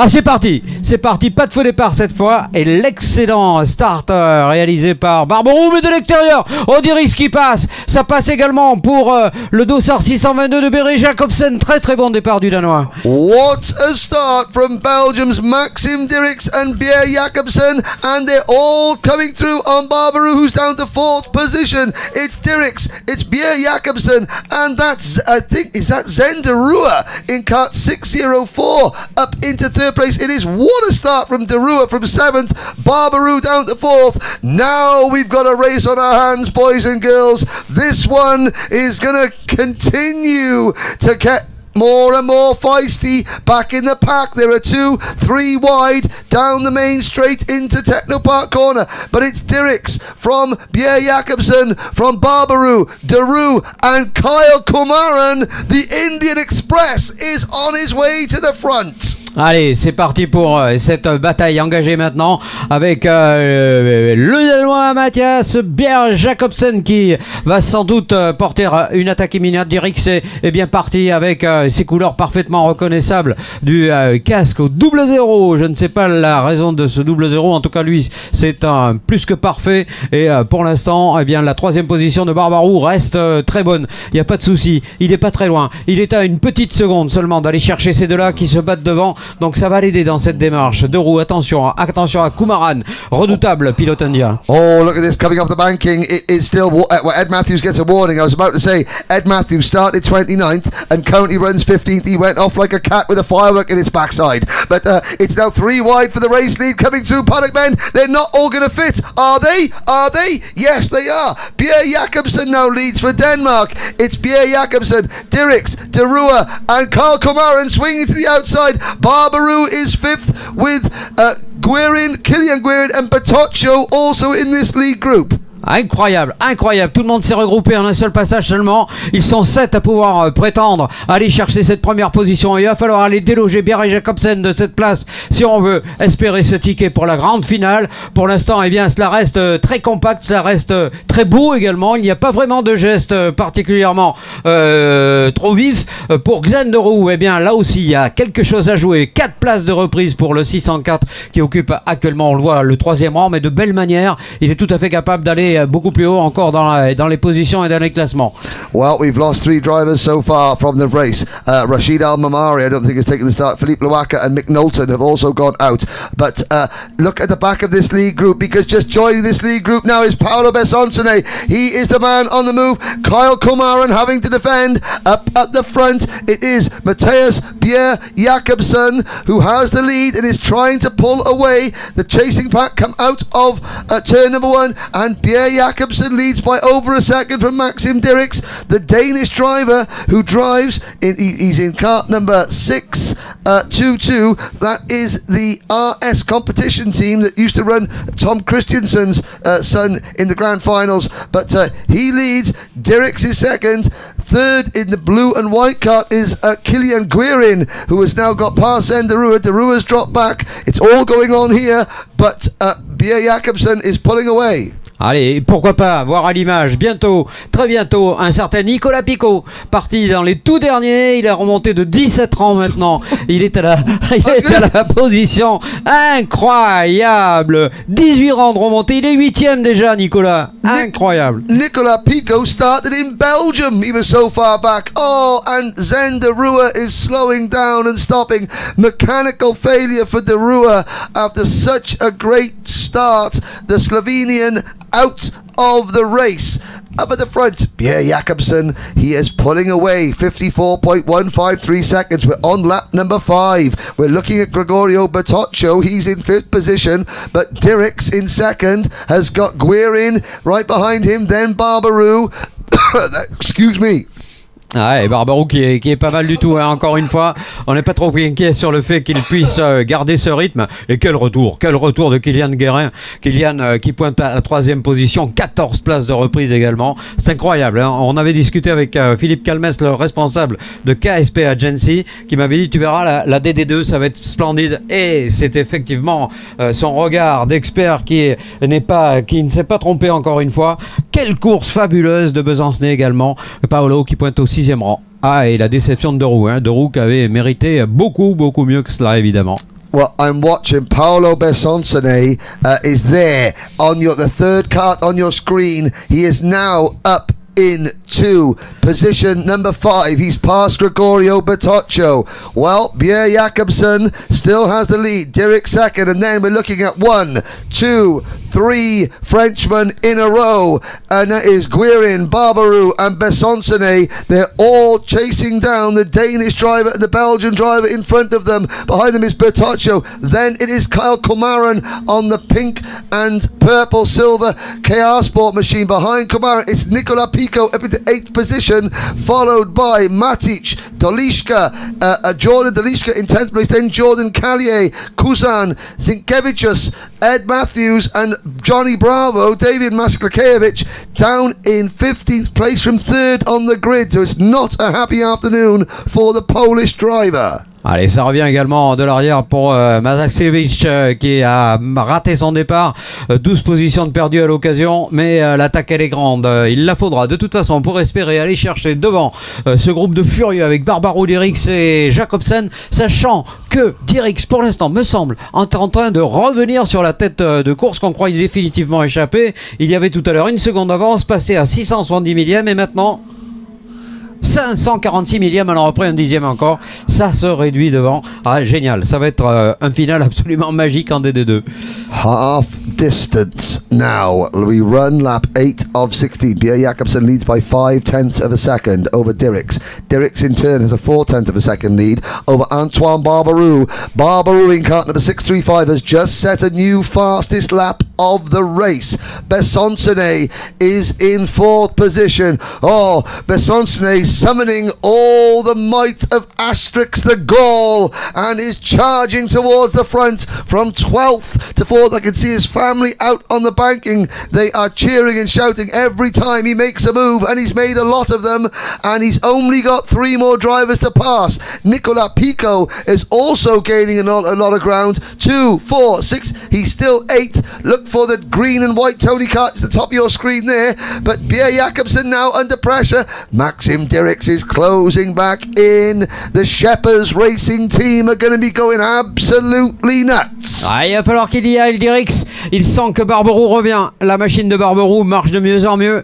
Et on voit que record du tour après record du tour, il a recollé à pratiquement moins de 4 dixièmes maintenant, 382 millièmes de la position de second de Dirix. Ah, il n'a pas le choix, Dirix. Le Belge va être obligé d'aller chercher le Danois s'il veut espérer remporter cette épreuve maintenant. Parce que lorsque Barbarou va le décider, à mon avis, eh bien, l'attaque est imminente. Ligne droite et la ligne droite du chemin au bœuf qui conduit donc sur le virage du Technopark et le virage des stands. Il va attaquer Dirix. Il est bien sorti du virage des stands. On va savoir ça assez vite. Voilà, on la voit cette image de Dirix qui sort parfaitement. Il va essayer d'aller chercher la corde. Ils vont peut-être se gêner. Wow. I was going to say, Maxim Dirix thought about looking to the inside then. Pierre Jakobsen closed the door. Dirix had to sort of get out of it. And Barbarou closing in. Besancone is going to close in as well. Well, I'll tell you something, that after Paolo Besancone was involved in an incident and crashed out or was delayed and spun out of the pre-final, the red mist will have descended. He will be so focused on this race, and he's closing in. His best lap is a 53.04. The race leader's best lap is 53.369, and Pierre Jakobsen's having to defend. Here comes Dirix into Technopark corner. No, and we've got a 4-car train for the race lead, lap number 10 out of 16. Mais oui, ils se gênent tous les trois devant. Ils se gênent et ça permet à Paolo d'accélérer encore, de pouvoir revenir avec plus d'aisance. Ouais, nouvelle attaque de Dirix. Ça ne passe pas sur Jacobsen pour l'instant.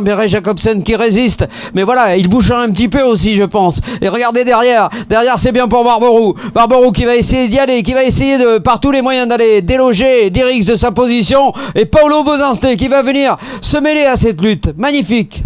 Besonsny having a little look now. Besonsny's got to be very careful now. Does he make a move and try and pass his countryman Barberou and risk losing a position? Barberou is going to be trying to attack Maxim Dirix. If the case is clear, Pierre Jakobsen does not have the fastest kart at this point in the race. He has to defend. Going down Chevino Boucher. Here comes Barberou round the outside. The crossover. Is it going to work? Is it going to work? Barberou 3 wide for second. And Besonsny takes third place. Besonsny takes third. Ah, il a pas eu de chance, Barberou. Il a pas eu de chance parce que logiquement, il aurait dû s'emparer de la deuxième position. Bon, il a voulu éviter absolument l'accrochage, donc tout reste à refaire. Et Paolo Bosanste en fin de limier qu'il a attendait et il a réussi à se glisser au milieu de ce groupe de furieux, mais d'une extrême correction pour l'instant. Cette course, elle est splendide et en même temps, les gestes sont beaux. Beaucoup d'élégance dans cette course des D2. Well, Pierre Jakobsen is doing a fantastic job. We're talking about the other drivers behind, but don't forget, Matthias, Pierre Jakobsen. Oh, there goes Besonsny up the inside on Dirix at P2. Well, Paolo Besonsny is like fast as hot, like the winds of the Mistral here in France, and he's up into P2. Can he catch Pierre Jakobsen? Don't forget, Matthias Pierre Jakobsen has done a superb job of defending his lead, of being fast and being controlled. Has he saved his tyres? Here's the battle of a third. Dirix and Barberou. They go through turn number 1. We're on lap 13 of 60. The gap between Pierre Jakobsen and Besonsny is 7/10 of a second. Ouais, incroyable. Et Dirix qui tient, mais qui retient aussi un petit peu Barberou. Barberou qui voit s'échapper ses chances de ticket pour les grandes finales. C'est vraiment très très dommage. Hein. Ça s'est joué à vraiment très peu de choses. C'est pas fini, ceci dit. Hein. Il peut se passer des choses devant. On est bien d'accord avec ça. Mais pour l'instant, eh bien, Pierre Jakobsen prend un petit peu d'avance, garde beaucoup de vitesse et de rythme avec la machine 622. Il est quasiment, non pas assuré de la victoire, mais assuré au moins de pouvoir résister. Attention, hein. Attention à cette attaque. Barberou takes third place. Barberou takes third place. Now, look at the lap times. 53.1 for Pierre Jakobsen. 52.9 for Besonsny. The gap is half a second. We've got 2.5 laps to go. Ah, il reste pas grand chose. Il peut y aller jusqu'au bout, Paolo. Paolo, il y a un ticket pour la grande finale. Faut aller chercher cet homme en vert devant. Mais pour l'instant, il résiste et il résiste bien, le Danois. Un Danois qui a réussi un départ absolument parfait, ce qu'il a sauvé sans doute quelque part d'être embêté par pas mal de pilotes qui étaient tous très rapides, hein, mais l'homogénéité ne paye pas toujours. Et on le voit, partir devant, c'est vraiment un avantage essentiel. Pour l'instant, ça tient. Il va rester 2 petits tours et ce sera à la fin. Et Paolo qui repousse ses freinages au maximum pour recoller au pare-choc. C'est imminent maintenant pour aller chercher l'éventualité au moins de pouvoir attaquer ce diable de Danois. Pierre Jakobsen checks over his shoulder, and he needs to, because Besonsny has just set the new fastest lap, 52.845 seconds. He has caught the race leader from 12th on the grid. Barberou and Dirix run 3rd and 4th. Kumaran is still 5th. Pico is still 6th. I'm going to look at the screen. Jacques, you look at there. If anything happens, jump in. Batocho is 8th. Then it is Dolishka, Matic, Maslakevich, Kaye, Zinkevichus, Nejem and Kusan. That's your top 15. Then it's Matthews, Clement Daniel, Almeric Guerin, Barinov, Puel. That's your top 20 at the moment. We've lost the Rua. Here comes l'attaque de Paolo Bosanste qui prend la tête de la course. Incroyable. Just as I run through the Besonsny waiting to move. Now the final lap begins. So Besonsny's had to attack. He's had to attack all race. Now he has to defend for 1 lap. Can he do it? Ah, on va voir s'il est capable de défendre durant la totalité de ce dernier tour. Bon, il a l'habitude, hein, c'est un renard, c'est un vieux loup et en même temps un garçon d'une extrême gentillesse. Quel talent. Jakobsen, il le voit filer son ticket. Il se dit mince alors, j'ai mené une grande partie de la course. Est-ce que je vais devoir résister résister à ce bonhomme. Ben oui, il revenait de très très loin, Paolo. Il y a cru jusqu'au bout. Comme quoi le sport est vraiment souvent plein de surprises, mais en tout cas nécessite beaucoup de courage, beaucoup d'abnégation et beaucoup de persévérance pour arriver à faire ce que va faire Paolo Besançon et remporter cette épreuve, mesdames et messieurs. On va saluer la performance de Paolo Besançon qui remporte cette épreuve devant l'excellent Béré Jacobsen et le non moins excellent Antoine Barbarou avec le Saudi qui malheureusement n'a pas eu beaucoup de chance. Wow, what a race. Besançon has not qualified for a grand final since his win in 2018. Well, he's going to be back in 2022. That was a champion's drive. What a race from 12th on the grid. Jordan Dolishka has just driven apart and she was looking at him to say, "You won?" We started alongside of each other. He's found a camera up on the top of the tribune in the garages. The cheers were going out there because Besançon, a popular character. And you have to feel Matthias Bier Jakobsen drove so well. But this was, Besançon was not to be denied. Bier Jakobsen finishes second for Denmark after a fantastic drive. Barbarou finishes third. Disappointment for Antoine Barbarou. Maxim Dirks had his chance to win. He had a chance to win as well. So many drivers had a chance to win in that fantastic race. But he finishes fourth. Kyle Kumaran, fifth for the Indian Express. Next stop for Kyle, potentially some single-seater racing, we will have to see. Nicola Pico, 26th to 6th. Fantastic drive from Nicola Pico. Gregorio Bertoccio for Italy in 7th. Kilian Guerin is 8th. Now, let's have a look. What a start from Dirks to begin with. Bier Jakobsen in second, and look at Zender Rua in kart 604, and Bier Jakobsen took the lead from Dirks. It was 3 wide for the lead. Barbarou on the outside, Dirks in the middle, but Jakobsen, and this is where Zender Rua I think may have got caught up because he was third at one point, but then Zender Rua having to retire. Besançon started picking him up. There he goes past the number 625 kart of Kilian Guerin into what was I think then 5th position, and again as the leaders battle, Barbarou, Dirks and Jakobsen, Besançon just capitalized. Ouais, c'est là qu'il y a eu un petit souci pour Barbarou.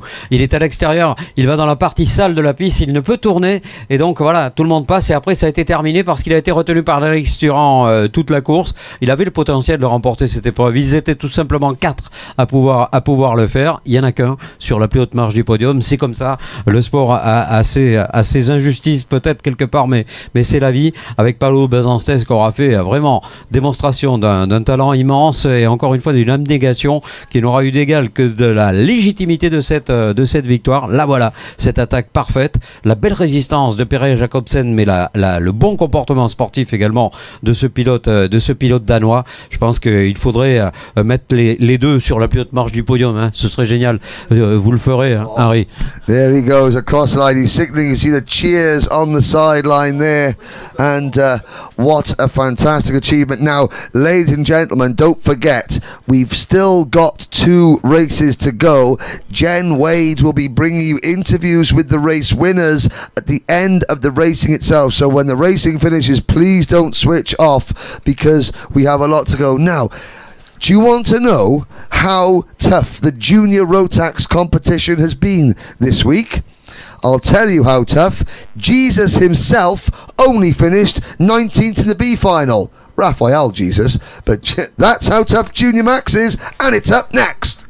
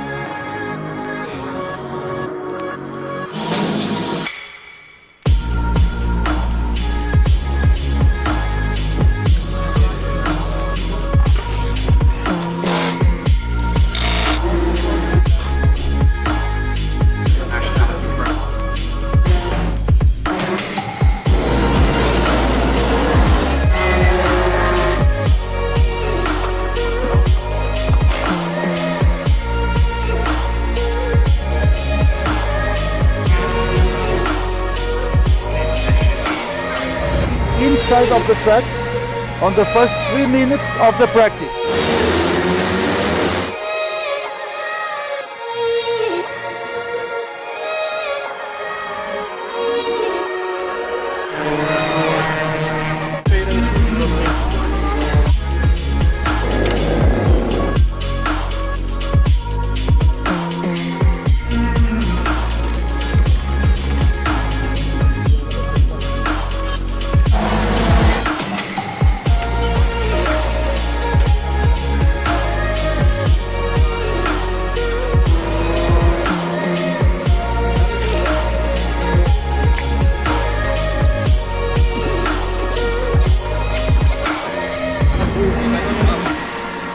Pole position. Pole position. Yes.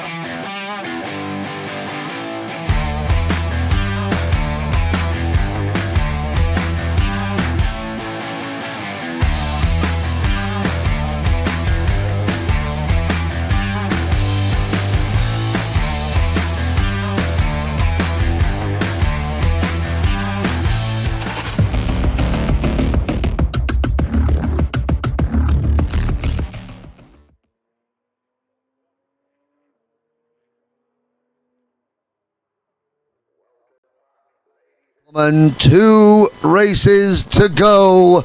2 races to go.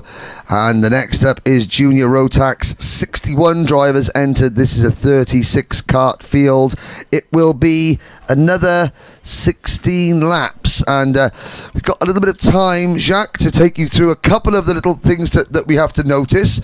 Now, obviously, we have Christopher Fagali on pole position. In 2020, Fagali won this event in micro. Then in mini, he won it last year. He sits on pole this year. He drives the Dan Holland racing team.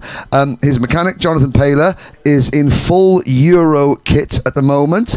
But the only problem that Jonathan has got is that he's only wearing Oakley sunglasses and not the Ray-Bans that all international level mechanics do race. Liam Wright, his good mate, who is mechanicking for Scott Marsh behind him, he does have the full Euro package Ray-Ban sunglasses on. However, before this, Liam Wright, he used to run his own race team, and the claim to fame, I think Liam Wright Racing, they were, and I stand to be corrected, the Fullbeck IKR Junior Rotax Club champions in 2018, and then that is what caused Dan Holland to hire him to run his international team. So a little bit further down the pack, Max Timmermans is the mechanicking for Matej Radenkovic. Max was a driver, was on the podium in the grand finals, and he runs a lot of the Belgian drivers, the Belgian Red Devils. So we have Christopher Fagali, who stands potentially to win 3 wins out of 3, alongside Georgios Kafantaris from Greece. Now, the last time Greece had someone this close to the front, it was John Travolta and Olivia Newton-John in the film. So Greece doing very, very well here in the international trophy. The only Croatian driver here is Leon Zelenko. He starts from 3rd on the grid. A little bit further back, people to look for, Arthur Raffanel, the nephew of ex-Formula 1 driver, sports car driver Pierre-Henri Raffanel. He's in kart number 213. Further back in the pack, Hamza Al-Fayez, the only driver from Jordan in kart 229. Hamza Al-Fayez, the Jordanian driver, has got here and has won a place in the final. Lisa Biard, I'm looking down, I think Lisa Biard, the only young lady who made the field. Further back on the pack, Tyler Harris, you can just see on our screen there, Tyler's down there with the umbrella hat on. This is Tyler's very first international event. Up to last season, Tyler was a TKM driver. That's a class only in the UK, club level driver. He's moved to Rotax this year for the first time. He's not only moved to Rotax this year, he's come to his first international event. He didn't test on Tuesday. He wasn't here on Tuesday, and he's put it on the 17th row of the grid. The driver that qualified last of all, slowest of all, on Thursday morning was Bo Louet, the Belgian driver in kart 224. He has made the final incredibly. So there's just a couple of the stories to look out for, but of course, from a French perspective, the best 2 drivers that we've got here in front, Tom Langlois and Romeo Roussel, on the 4th row of the grid. Allez, on voit les derniers instants avant que la procédure ne soit définitivement lancée. Les pilotes vont s'installer dans les machines.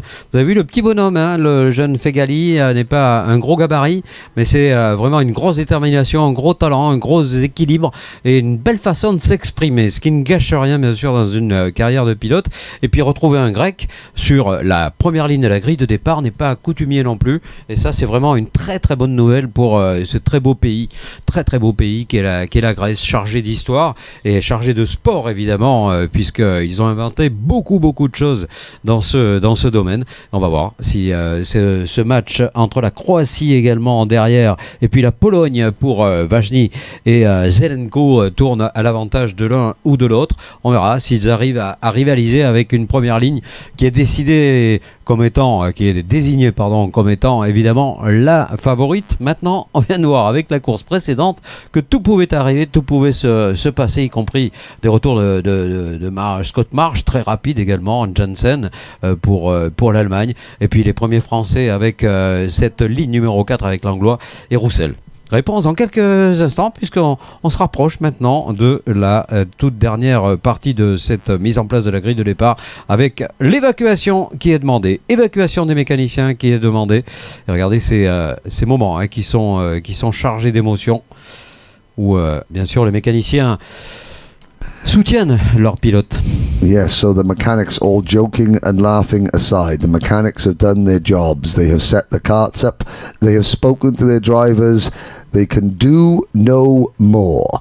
All they can do now is hope that the drivers have listened and the talent that all these young drivers have will shine through. Let's take you through the full 36 kart starting lineup. On pole position in kart 211 from Lebanon, it's Christopher Figali.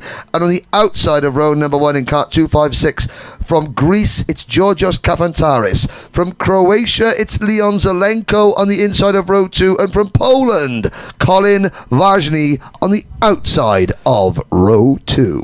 Corde de la ligne numéro 3 pour un pilote britannique avec Marsh Scott sur le Lando Norris numéro 222. À ses côtés, un Allemand avec Noah Janssen, le Gillard numéro 281. On l'a dit, ligne toute française ensuite pour la ligne numéro 4. Tom Langlois à côté gauche et Roméo Roussel côté droit. Lawrence Herberts and Maxence Bouvier go from row 5. Herberts from Belgium, Bouvier from France, Maxim Shurko from Lithuania and Austin Lee from Germany via Oregon in the United States on row number 6. Ligne numéro 7, Arthur Raffanel pour le 213 à ses côtés. Tom Dussol, tous deux sont français. Then it is Tino Schiedler and Kasper Schurmans up next. Matthias Subadou and Matej Radenkovic from Belgium on row number 9. Numéro 10 pour Mikkel Pedersen, pilote danois. À ses côtés, la Hollande avec Philippe Folk, ligne numéro 11. Maxence Reitz, le pilote français. Et Vic Stevens, le pilote belge. Matthew Devonier starts at the inside of row number 12 and Hamza Al-Fayez from Jordan on row 12 in P24. Lisa Biard and Enrique de Oliveira on row number 13.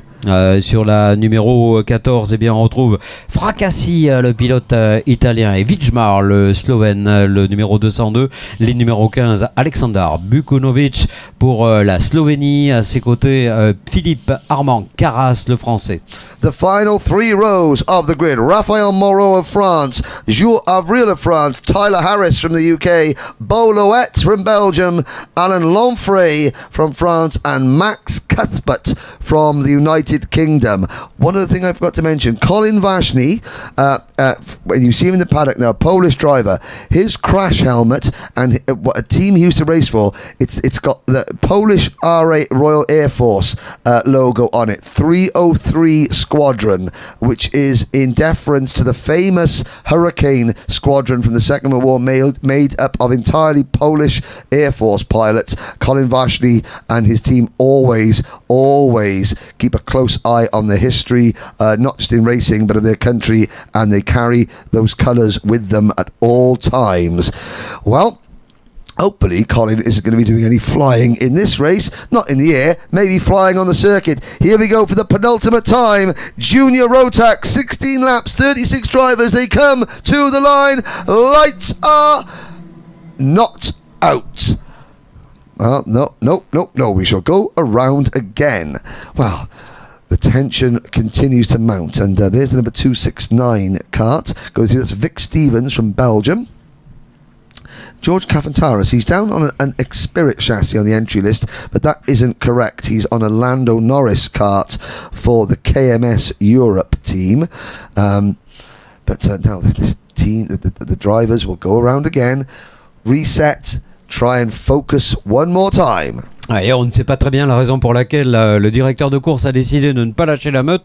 Excellent directeur de course d'ailleurs, soit dit en passant, qui a pris les bonnes décisions. C'est pas évident, hein. On en profite pour saluer tous ces officiels qui jouent des rôles qui ne sont pas toujours simples, ni appréciés, mais c'est comme ça et il faut vérifier le côté technique, le côté sportif, alors qu'un pilote est arrêté malheureusement et ne pourra pas prendre part à cette course. Aïe aïe aïe, peut-être une bougie noyée tout simplement, pas grand chose, mais ça suffit évidemment pour... on va lui demander de descendre de sa machine, hein. Il n'y aura pas d'autre formule, pas d'autre solution, si ce n'est l'immense déception pour ce jeune. Ah là là là, c'est dur, c'est dur. Oh, and there's a problem there. One driver, that is the number 210. You can see the kart has stopped. I think that is Jules Avril's kart on the track. So we're down to 35 runners. They come in to the barriers, but we've got a kart stationary on the circuit. Can the marshals get it out of the way? And we're not going to start the race. No, quite correctly, the race director Manuel Branco saying no. The marshals trying to get that number 210 kart off the track, which I think they have managed to do, but that looks like it's locked up. The rear axle is locked up, and it was so sadly Jules Avril out of the race, one Frenchman down, so that is a real shame. Jules was due to start all the way back in 32nd position.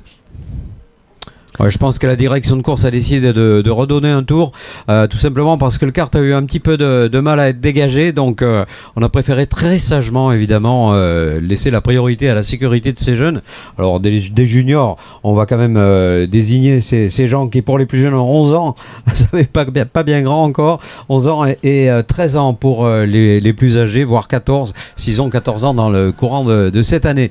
Voilà donc cette règle qui fixe tout simplement les limites, les extrémités dans lesquelles doivent se situer ces pilotes. On le répète, 11 ans pour les plus jeunes, ça n'apparaît pas, vous allez voir sur la qualité de leur pilotage et surtout leur attaque incroyable. And of course, these drivers haven't raced yet today. They had a warm-up session earlier on, but this is their first and only race today. And yeah, what a shame for Jules Avril for he does a warm-up and then that's it. It doesn't even make it to the start. 35 drivers remain as we head into Technopark Corner. Figali, Kafantaris, Zelenko and Vajny. It's a very, very slow rolling lap. Hopefully these drivers aren't oiling up their karts. Then it's Marsh, Janssen, Langlois, Roussel, Herberts, Bouvier, Sherko, Lee, Rafonel, Dussault, Sidler, Shermans, Subadu, Radenkovic and the rest. We're into the tram lines. Are we go? Yes, we are. And from the outside of row one, Kafantaris sweeps across the front of Christopher Figali to take the lead going into turn number one. They all through turn one cleanly, just about somebody at the back not going very fast at all, but it is Kafantaris leading from Figali and then Vajny in third, and I think that is Leon Zelenko in fourth place. Ah, c'est la première fois qu'on voit un départ où l'extérieur prend le meilleur. Excellent départ du pilote grec donc. Et l'attaque immédiate de Figali. Figali qui va se glisser à la corde au freinage et ça pourrait passer. Ça devrait passer a priori. Attention, ça passe également à l'extérieur mais il est mieux placé Figali. Figali qui va ressortir de l'enchaînement du chemin au bœuf avec une toute petite avance. C'est le grec qui a dû céder deux positions qui va devoir attaquer tout de suite s'il veut garder le rythme des meilleurs. Quatrième pour l'instant donc notre ami Kafantaris. Oh, Kafantaris getting stuck there. Scott Marsh was going through at Paddock Men, but Figali had to get his elbows out. He had to get aggressive up on the banking. He made the move. Zelenko into second. Here comes Leon Zelenko. Croatia's Leon Zelenko takes the lead. Colin Vajny trying to make it through in the second place, but no. Figali holds him off. Vajny in third. There's a big gap now behind the top three because it's Scott Marsh into fourth position and Noah Janssen is up to P5, and I think then it is Romeo Roussel, Maxime Bouvier and Austin Lee. Kafantaris has been shuffled all the way back to the lower reach to the top 10, but up at the front there's been a change for second. Ouais, oui, changement à nouveau et il faudra pas laisser partir trop longtemps tout de même Leon Zelenko parce qu'il a l'air d'être très rapide en ces débuts de course. Il a d'ailleurs accompli pour l'instant le record provisoire de cette épreuve et derrière attention hein, on voit que le peloton est déjà disloqué avec un leader leader assez nettement détaché, un groupe de 3 ensuite, et puis tout le peloton amené par la machine numéro 256 maintenant de Georgios Kafantaris, qui a rétrogradé sérieusement après sa première position tout à l'heure. Well, Zelenko is trying to skip away from this field like a butcher's dog. Here comes Fagali at the inside of Vajny. Vajny closes the door. Scott Marsh now closing in the second of the Dan Holland racing karts. It is Zelenko in kart 251 for JJ Racing. JJ Racing leads KR Sport, leads Dan Holland Racing. Zelenko already out of the picture. Vajny second. Here comes Fagali. Fagali and Marsh, the two teammates, have got to be very careful now. They've got to try maybe... there's Marsh up the inside of Fagali. Scott Marsh not messing about in this one. He moves into P3. He's a driver. He finished fourth in the third in the Minimax Grand Finals last year. So a great result for Scott. So he knows how to get around these Minimax karts, and he is now trying to chase down Colin Vajny. Behind the top four, it's Cavataris, Bouvier, Lee, Russell, Herbert, Janssen, Pedersen, Shermans, Sherko, Seidler, Reitz, Langlois, Raphael, Stevens, Subadu, and Tyler Harris up into the top 20. If he gets any higher, he's going to have a nosebleed. Allez, Fegali qui a fait tout pour essayer de coller de la pression au pilote qui est devant lui, c'est Mark Scott avec Colin Vajny juste à l'avant également, mais la distance est en train de croître alors que derrière un contact assez violent. Corner there, coming out of Piff Puff. Karts all over the circuit. There's 1, 2, 3, 4, 5, 6 karts all in a row. It was back in the middle of the pack. We didn't catch it on camera, but we have got this on camera. It's Christopher Elfagali going into third position, and there's the aftermath there. Yellow flags waving, but luckily drivers are all up and out of their karts and walking away. Will give you an idea of who was involved in that, and it's gonna be a full course caution. It's going to be a full course caution, and that is out of the race Maxime Bouvier, Tyler Harris, Enrique de Oliveira. We're going to see Dussal goes through, Bouvier, Harris. Oh, poor old MLC Motorsport. They've not had a good afternoon after showing so much promise. There goes across the line Enrique de Oliveira. But Bouvier and Harris have retired. All the drivers are up and out of their karts, so that is something for the mums and dads to not worry about. Obviously, the dads might have a bit more to worry about because they've got to pay for the damage. Didn't see what happened though.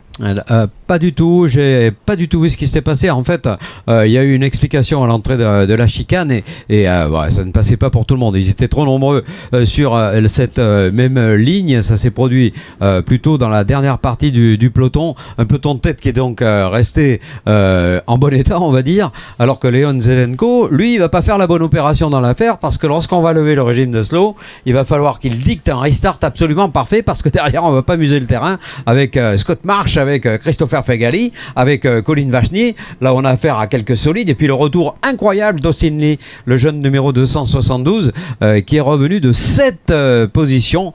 Je me demande si c'est pas lui qui avait fait la pole position d'ailleurs, tout simplement à l'occasion des qualifications chronométrées, ce qui veut dire qu'il a le rythme, qu'il a le potentiel d'aller chercher une victoire, d'autant qu'avec ce slow qui devrait être sorti maintenant, on va remettre du vert. Ça, c'est la bonne nouvelle. On est en train de préparer justement ce restart pour le pilote Zelenko. Zelenko, on vous rappelle que c'est un pilote croate. Eh bien, nous, on croit sérieusement à ce qu'il puisse, comme tout à l'heure, reprendre de la vitesse d'entrée de jeu. C'est lui qui va dicter ce rythme, décider d'accélérer lorsqu'on lui en donnera l'autorisation. Mais encore une fois, il y a du talent avec le Britannique Scott. Il y en a beaucoup avec Christopher Fegali. Et je pense pas que Colin Vajny n'ait l'intention de laisser sa place non plus. Allez, attention à ce restart qui est imminent maintenant. Tout le monde garde les pneumatiques en température idéale pour justement avoir tout de suite du grip. Faut pas laisser refroidir refroidir les pneus, quoi, qu'avec la température ambiante, à mon avis, ça ne posera pas trop de problèmes aujourd'hui. Il fait très très chaud au Mans et très très chaud également sous les casques de ces pilotes juniors. On redoutait cette manche junior. On s'était dit, les juniors, ça sera pas le plus facile. Voilà, restart parfait pour tout le monde et ça va pouvoir repartir. Drapeau vert, c'est fait. Excellent départ de Zelenko. Wow, il attaque tout de suite l'attaque de Scott. Yep, so Zelenko takes the restart. Then we're on lap number 7 out of 16. To recap there, after Tyler Harris, Maxime Bouvier and Enrique de Oliveira all retired after that accident, but already Leon Zelenko putting out a handy little advantage. There's the battle of a second. It's Christopher Elfagali moving into P2 from Scott Marsh down to third. Then it is the number 272 cart of Austin Lee, who has moved into fourth place at the expense of Colin Vajny. Vajny down to fifth. Then it's Romeo Roussel, Cafantaris and the rest out onto the banking. This is lap 7 out of 16. And now, look at Christopher Fagali closing back in. Fagali has really, the one driver, grateful for that, and there he goes to the inside. Christopher Fagali takes the race lead from Leon Zelenko into Techno Park corner, and drivers behind running off track. I'm trying to see who they were, but there's a big gap between second and third now, and it's Austin Lee, Scott Marsh, it was Romeo Roussel, and I think it was Roussel and Dussault who also ran off the track. Ah, le départ absolument géant de Fegali. Christopher, c'est là qu'on voit qu'il a un talent incroyable, ce garçon. Il a su profiter au maximum de ce qu'a pu lui offrir et proposer ce régime de slow qui ressemble bien sûr au full yellow en sport automobile. Et pour l'instant, il tient bon. Christopher Fegali en tête de cette épreuve devant Léon Zelenko. On cherche le premier français, on va le trouver avec Tom Langlois. Il y a vraiment un grand chamboulement après cet accrochage très, très violent tout à l'heure. Heureusement, pas de blessés, heureusement, pas de soucis majeurs. Well, can Leon Zelenko now close back in on Christopher Fagali? They come through the paddock chicane into the last corner. It is two JJ Racing carts behind the Dan Holland Racing number 211, Zelenko and Austin Lee. Yellow flags waving on the start line, and that is number 260 Alexander Bogunovic, who has retired. 31 drivers left in this race, but it's still Fagali leading from Zelenko and Lee. They were looking at number 272 Austin Lee on your screens there. Behind them is Scott Marsh in fourth. Vajny is fifth. Vajny getting pushed a little bit aside there by George Cafantaris. So they're battling side by side. That's allowing the top four to get away. So it is the two JJ Racing machines of Zelenko and Lee are in a Dan Holland Racing sandwich at the moment. And who is going to take first bite? Allez, attention à ce retour, à ce regroupement devant. Attention à l'excellent Austin Lee encore une fois, et Marsh Scott également sur un rythme très rapide, le plus rapide constaté dans ce tour numéro 9. Très beau retour donc de Scott, à mon avis. Il va aller jouer avec les meilleurs devant puisqu'on ne réussit pas à partir. Tant mieux pour le spectacle. Out of the Curva de Duchamp into Pif Paf. You've got the number 211 cart, the dark crash helmet, Christopher Fagali leading. Then the two orange, black and white machines, the JJ Racing entries of Zelenko and Lee. And then it's the second of the Lando Norris, Dan Holland Racing machines of Marsh. Behind them, it's Cafantaris, the KM Europe driver, followed by Mikael Pedersen in cart number 254. Pedersen is having a great run there. The J3 competition entry, followed by Vajny, Shermans, Janssen, Langlois, Stevens, Herberts, and alias Vidmar from 28th up into 13th. We're on lap number 11 out of 16. Fagali cannot relax. Can I remind you all that Fagali and Marsh still race Mini-Max? Fagali is going to race in the Grand Finals as a Mini-Max driver because they're still too young to race the Grand Finals as juniors. But they can race here because of the different age restrictions. Zelenko and Lee, well, Zelenko's raced in the Grand Finals before. So has Fagali, so has Marsh. Austin Lee looking to try and maybe make his debut, the German driver based out of, he's Oregon-born driver based out of Germany. These four, nose to tail. Cafantaris, Pedersen, Shermans and Vajny are next. Who's going to blink first? Allez, situation d'attente devant, on s'observe, on se regarde, on essaie de comprendre quelle sera la solution à trouver pour aller chercher ce jeune Christopher Fegali qui doit être le plus jeune des quatre, je pense, compte tenu de ce que vient de dire Harry, c'est-à-dire qu'il est un ancien mini. Allez, à l'attaque justement pour la 4e position, et c'est Scott qui prend l'initiative. Scott qui prend l'initiative avec le numéro 222 au détriment de Lee. Ah, c'est pas la bonne opération pour Lee là, puisque les deux pilotes de tête ont pris un petit peu d'avance maintenant. Oh, Bo Lowett is getting the mechanical flag in kart 224. Bo Lowett, the Jan Darms Racing Team driver, the driver that qualified 61st and last, managed to race his way into the A final, and he sees it all come to nothing. Marsha, we've had a change of the lead. Zelenko is now leading from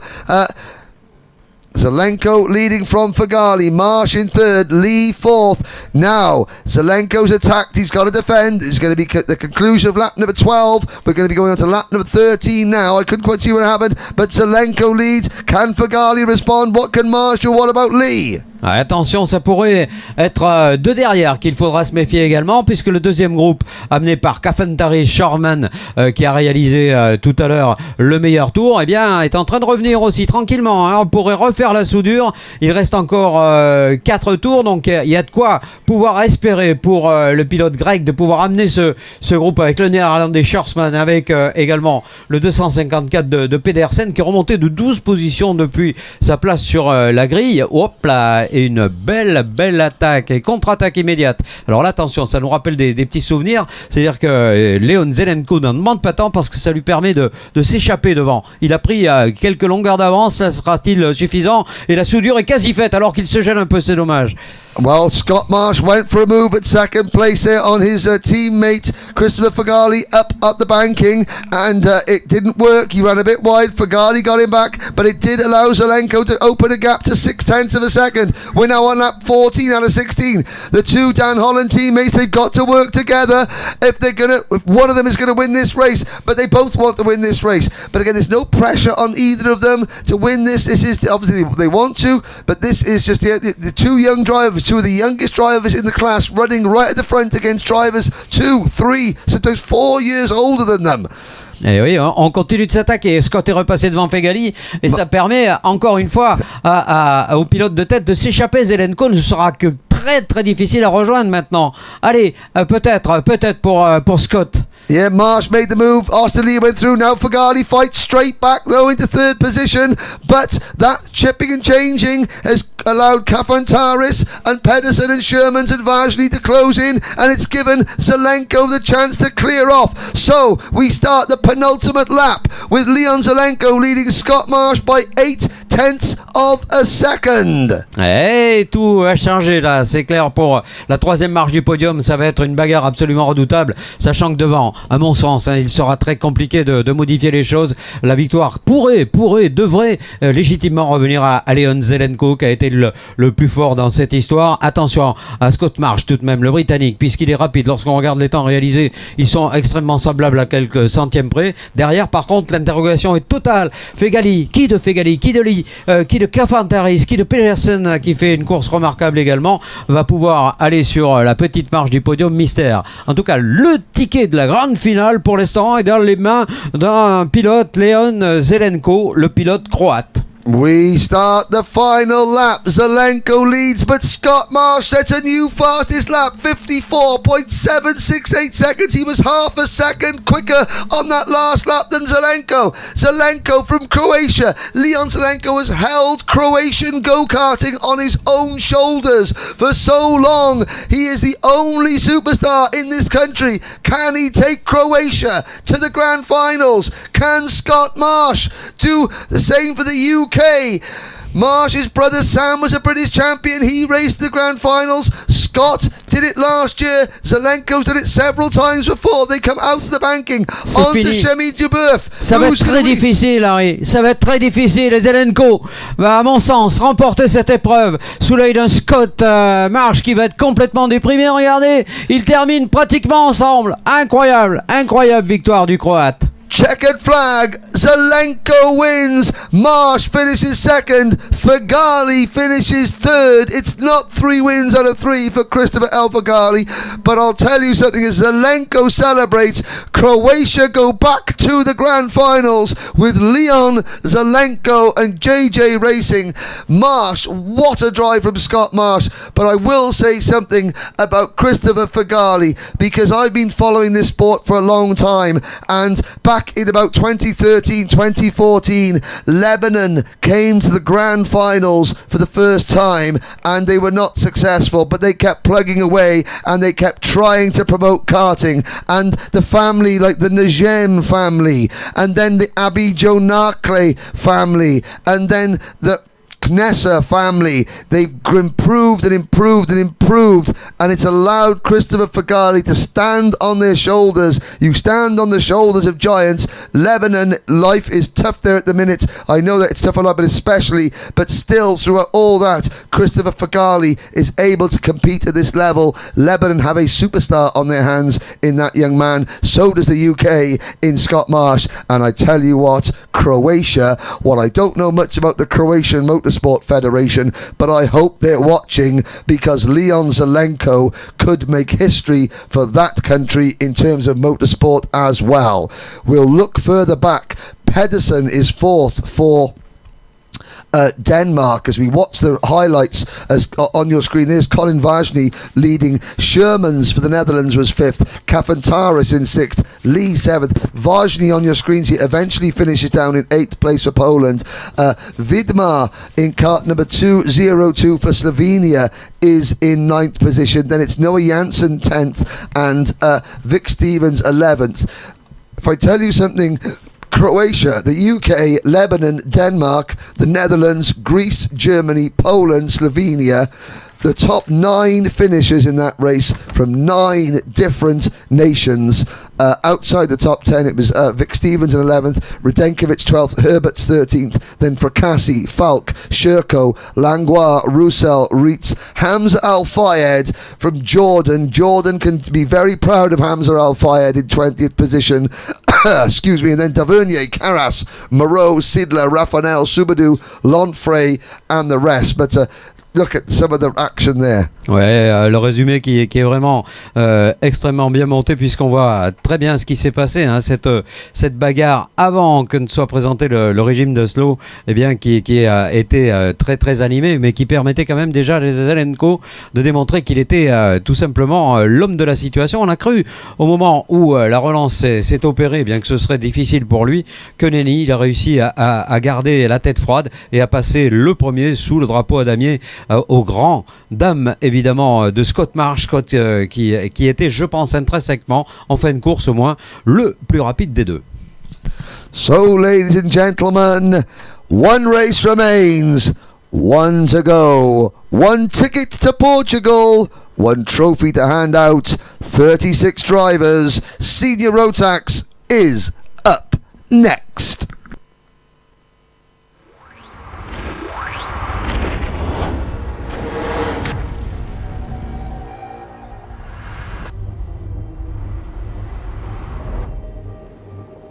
Why do you come here? Is this your career? Or is it all about fun? A chance to get away and leave it all behind?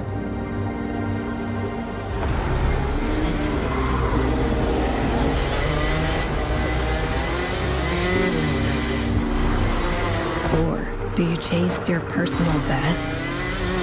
Challenging yourself over and over again. Why do you come here? Maybe you're here to collect moments. Good ones. And not so good ones. Or you can't afford mistakes because you want that victory.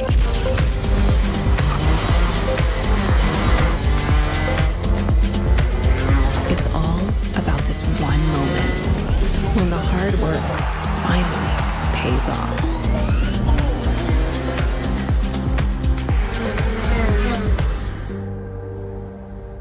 this is the place that brings us closer to the people who share our story. Whoever we are, Whatever we're here for, racing is who we are.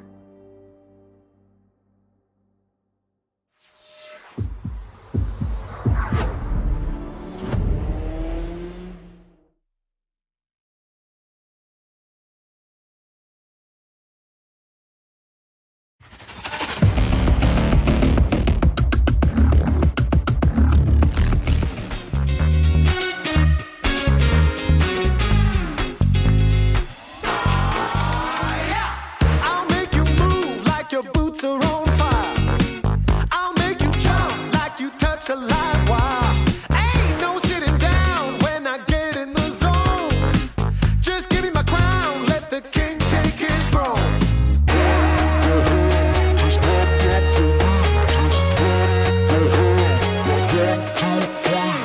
Clap your hands, just clap your hands, give 'em a clap. Like 1, 2, 3. Clap your hands, just clap them for me. Give 'em a clap. Like 1, 2, 3.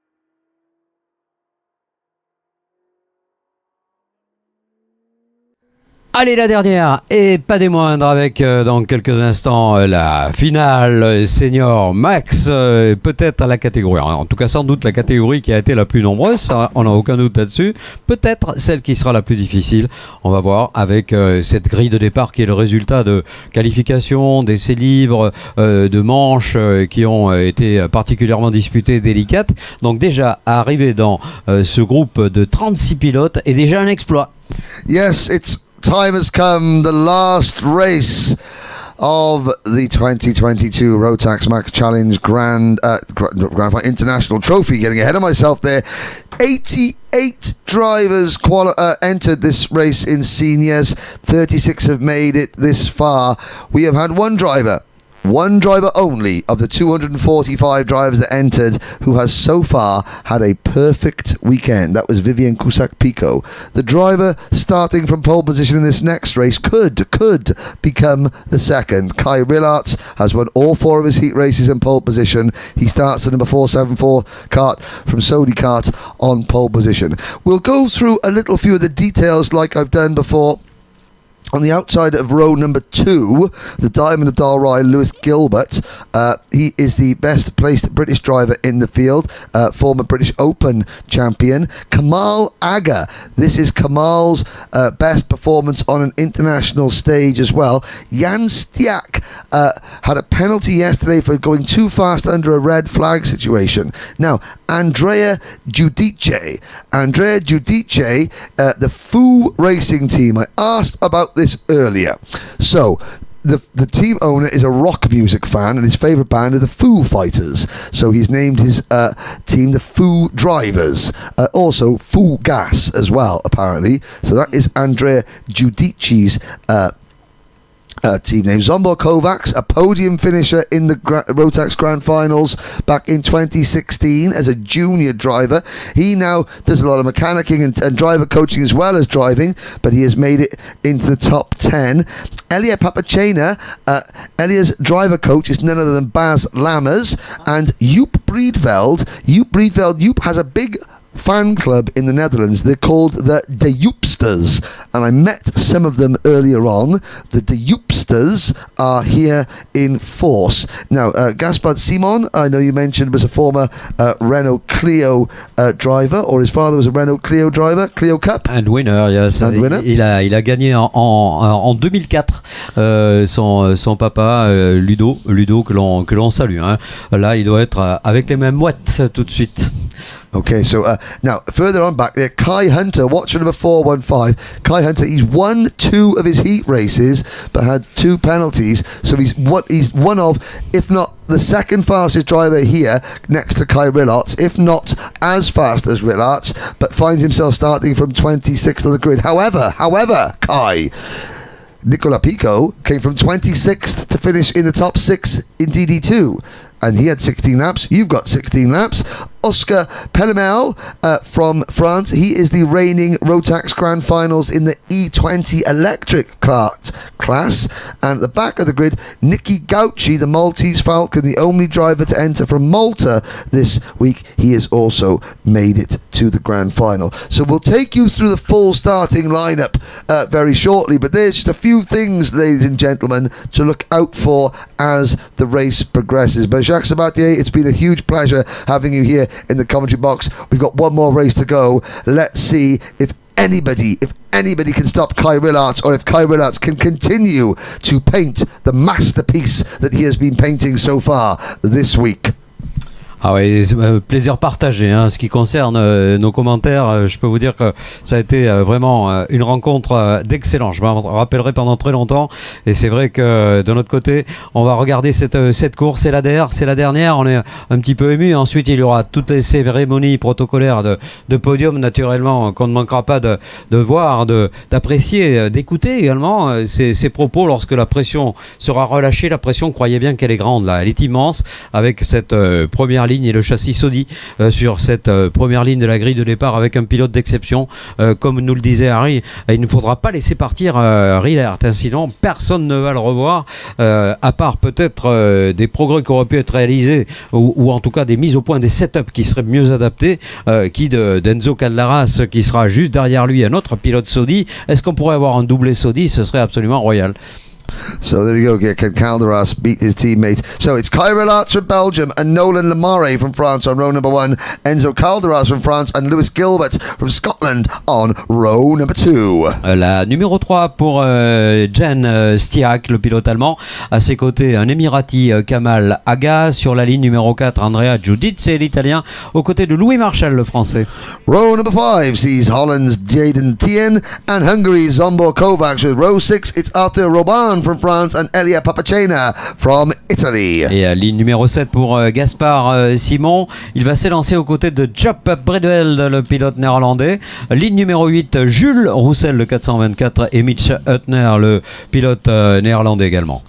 Mitch Huttner, then it is Camille McFarlane and Matthias Parlon on row number 9. Lucas Schlegel from Austria and Mika Bartolome from France on row number 10. Voilà, numéro 11 dévolu à Mario Sidler, le Suisse, aux côtés du Polonais Karol Kaminski.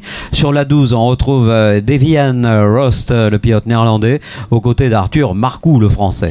Kai Hunter and Louis Juin go from row number 13. Big hello to everyone at Karting Northeast watching Kai Hunter's progress. Then it's Chloe Cannard and Kylian Tanier on row 14. Sur la 15, Dylan Léger et un autre français, Vincent Bouteiller. Sur la numéro 16, Kekatiteo, l'Émirati, aux côtés d'Oscar Pellemel, le français.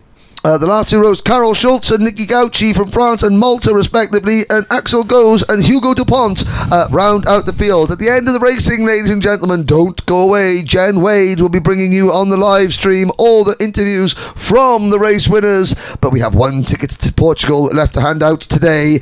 Under an early evening sun, the weather is still baking hot here at La Sarthe at Le Mans in France. The action on track has been red hot. Can it reach boiling point in the next race? Kai Rillarts, the question remains, perfect or no? Can anyone beat him?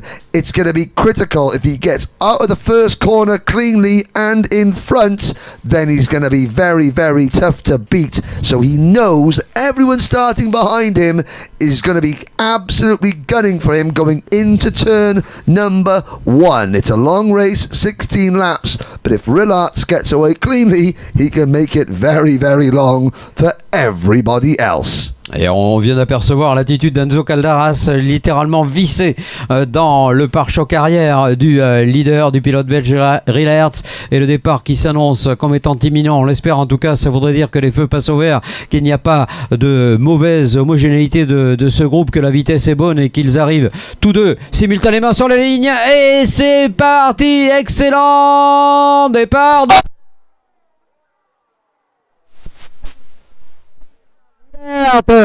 qui a été la victime. Oh là là là là là là, Rillard qui avait son NASA panel gone on Kai Rillart's kart. Nolan Lemare had to come across. He was started alongside Rillarts, and as soon as the lights changed, Lemare was across. Rillarts stood his ground. Lemare tried to squeeze him. There was a crack. Do you know what? That was so lucky that we did not have a huge accident there, because that was in front of 36 drivers all accelerating. Oh, ouais. Kai Rillarts, what can you say? He has dominated this event, absolutely dominated, and he finds himself out of the race on the opening lap. We said the drivers would have to do something, and he's trudging back now. Well, Nolan Lemare leads. I don't know if he's got any damage. Lewis Gilbert runs in second place, and Enzo Calderas is third. Then it is Andrea Giudice, Jan Stiak, Arthur Roban, Jaden Teen, and the rest. But we need to just calm and take a breather. This has changed everything. Ouais, et puis on a vu un geste assez inhabituel, celui d'Enzo Caldaras, qui a fait signe au pilote britannique Lewis Gilbert, vas-y, parce que c'est pas le moment de se doubler, on va plutôt essayer de combler cet espace. Il va profiter de cette aspiration qui peut correspondre à une belle inspiration également, avec Andrea Giudice qui est très rapide également, donc on va bien regarder tout le monde, hein. Je pense qu'il y aura beaucoup de choses à faire également. Mathis Parlant, hein, qui est revenu de 3 positions, il part de loin et il va peut-être prendre le meilleur tour en course, on va savoir ça. Meilleur tour évidemment pour l'instant, bien pour John Stack qui s'en empare. Et voilà, Mathis Parlant, meilleur tour en course dès le premier tour, sous l'œil de Nicolas Picot et bien sûr pur produit de l'académie. Now there is another kart off at the side of the circuit at the moment as well. I'm trying to see if that is potentially Carol Schultz in kart number 455. No, it's not a Tony kart chassis. Might be Zombor Kovacs. Zombor Kovacs had a big spin as well. I think it is Carol Schultz out of the race. Zombor Kovacs was caught up there. He was had to take to the grass to avoid. He's dropped to 25th position. Up, Kai Hunter is avoided that and is up into 13th position at the moment. The leaders are coming in a Techno Park corner. It's Lemare, Bub Gilbert, Calderas, then Giudice, Stiak, Tien, Roban, Gaspar, Simon, Roussel, Marshall, McFarlane, Breedveld, and Kai Hunter now up into 11th place. Et devant Lemare qui tient bon. Super départ de Nolan, mais Lewis Gilbert me paraît pour l'instant être dans un rythme légèrement plus soutenu. Il lui a repris 3 dixièmes sur ce seul dernier tour, donc la soudure est en passe d'être produite avec James Stiak également. Il est très rapide, il est 4e, et puis on va suivre bien sûr les évolutions, celle de Gaspard Simon. Très beau retour de Gaspard également, puisqu'il est maintenant au 8e rang, 5 places de gagné pour Gaspard. Lewis Gilbert has caught Nolan Lemare.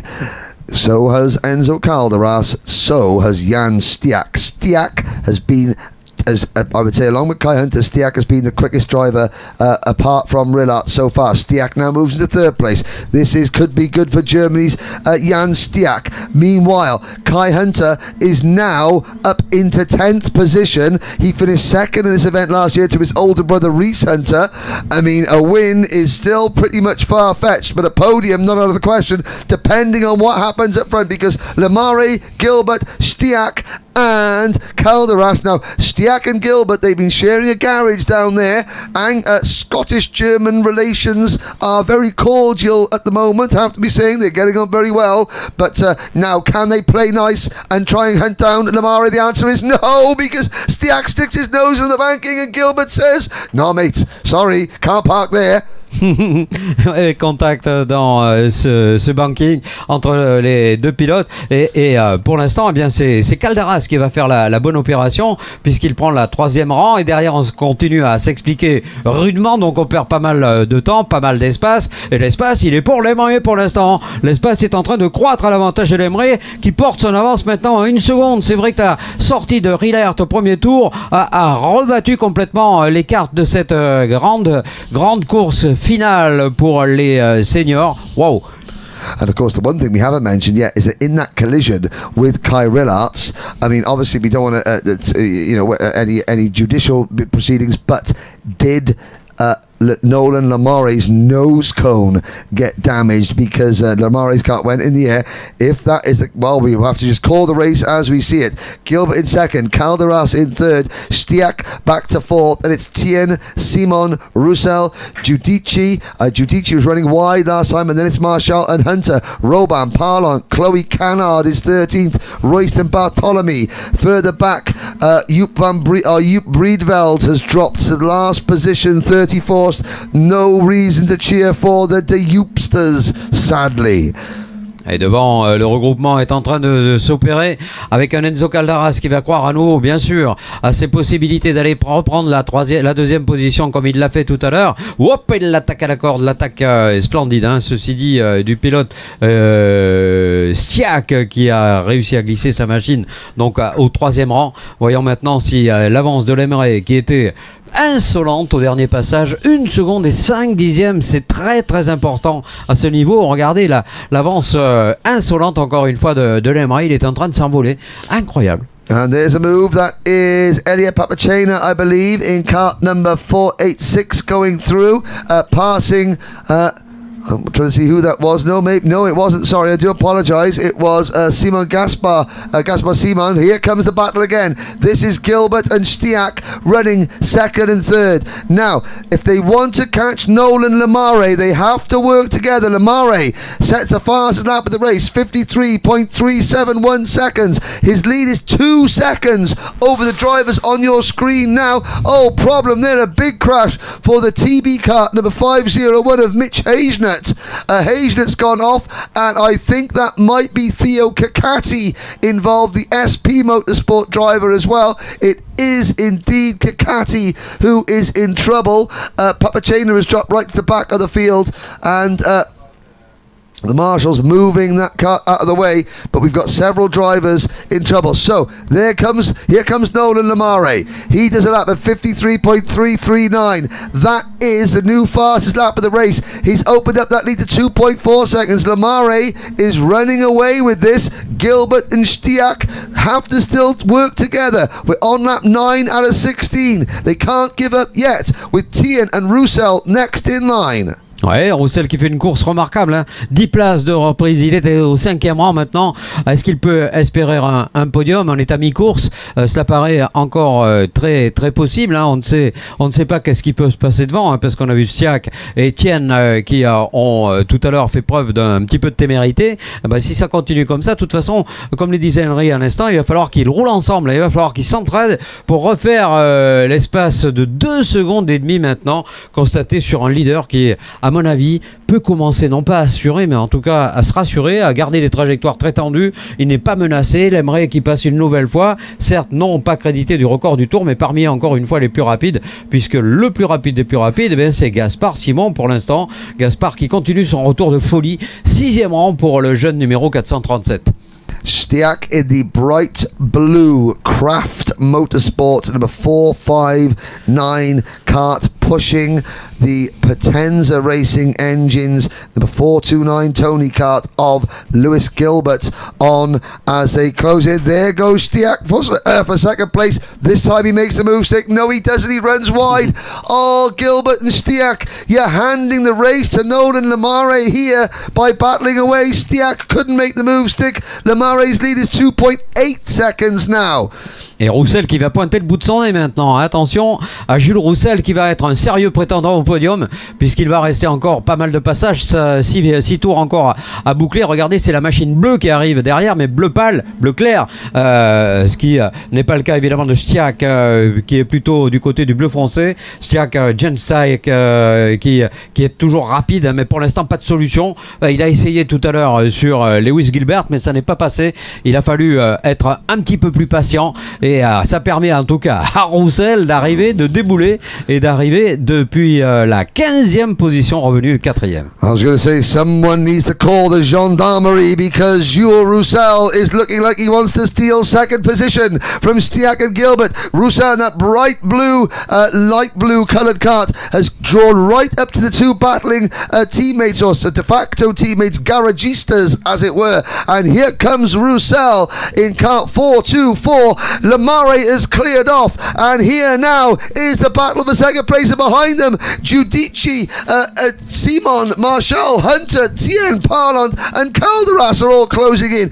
This could be an 8-kart race for second. Here comes Roussel. Oh, Roussel into the curve. Dushan has to, and that's cost him a little bit of ground. Stiak had to miss his apex, and Gilbert escapes in second. Meanwhile, Nolan Lamare, we haven't talked about him that much. He leads by 3.6 seconds. Yellow flags waving further down the... Oh, Kai Hunter has retired from 8th position. Kai Hunter has driven from 25th to 8th and now retires with a mechanical problem. I don't Adam and Eve it. Ah, dommage. Après ce retour incroyable, c'est injuste là aussi, mais bon, que d'injustice, mais que de choses justes également, puisque Nolan Lamare est en train de survoler cette épreuve. C'est incroyable ce qu'il est en train de faire. Il est 4 secondes d'avance quasiment, alors que derrière on voit qu'on a beau essayer par tous les moyens de trouver des solutions, des formules, des bonnes formules. I mean, out of our view, sorry, I may have missed something here, but there's been a big change around here. Giudici and Stiak now fight over third place. Roussel has fallen back. I missed that, sorry. But there's Andrea Giudici, the Foo Racing entry, the Foo Drivers team kart. Then it is Stiak there behind, and then Roussel down the fourth. The battle's on for third position. Giudici side by side with Stiak. Roussel involved. This is lap 13, and coming into play now behind them, that's Louis Marchal in the kart with the bright yellow slice across the front. Behind them it's Simon and Parlant, that's 7th and 8th and 9th. Oh, they're 3 wide. Gilbert in second place. Lewis Gilbert. Now we're getting to a critical stage. If Nolan Lamare has got a dropped nose cone, which he may have after that incident, it will be a 5-second penalty. Nolan Lamare's lead is 4.3 seconds. Lewis Gilbert has got to get his head down because Lamare could drive away and even with a penalty win if his nose cone has dropped. I'm not saying it has, I'm just saying that after that incident it might have. Ah, et oui, s'il y a une pénalité de 5 secondes, effectivement, il va falloir que son avance soit au moins supérieure à cela, au moins égale. En tout cas, pour l'instant, on n'en est pas encore tout à fait là. 4 secondes 361 d'avance de Lemray sur Gilbert. Et puis Jen Stiak, on l'a vu, hein, c'est vraiment un pilote excellent également. Mais bon, est-ce que cela suffira cependant pour résister à l'envie de Roussel d'aller chercher une position encore meilleure? Eh bien, pour l'instant, ça tient pour Stiak. Ça tient bien pour Stiak, mais ça devient quand même assez fragile. 2 dixièmes d'écart entre le pilote allemand et le pilote français. Rien n'est encore joué pour le podium. Well, France have had an absolutely superb afternoon here in Le Mans with Cusack Pico, with Bessoncenet. Can Nolan Lamare newcomer to the grand finals. He has not ever had a ticket before. Privateer entry on the EOS chassis. Can he become the third French winner? Gilbert runs second. This on your screen is a battle of a third. Roussel has it. Stiak wants it. No, this is Stiak. Stiak wants it. Roussel and Stiak side by side. Stiak regains third position. Roussel fourth. But the leader starts his final lap, and the margin is 4.6 seconds. That could be very important, ladies and gentlemen. Lamare leads from Gilbert, Stiak, Roussel and Giudice.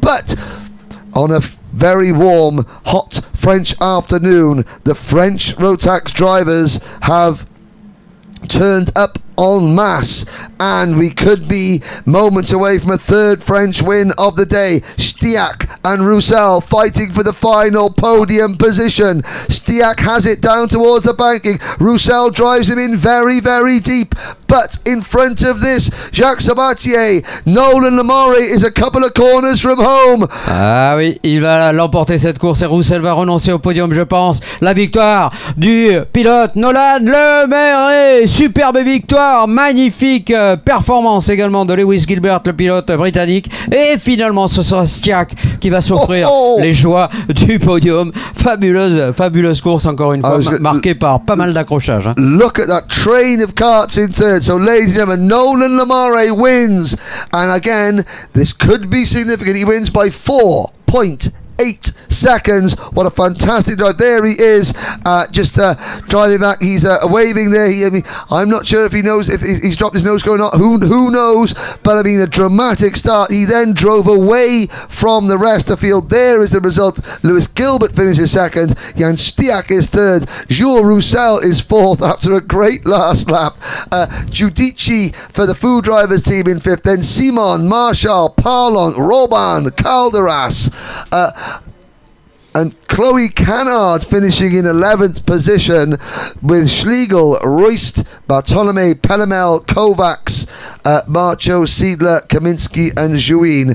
But looking further back, we lost several real contenders. Papachena was caught up at the start line incident, finishing 21st.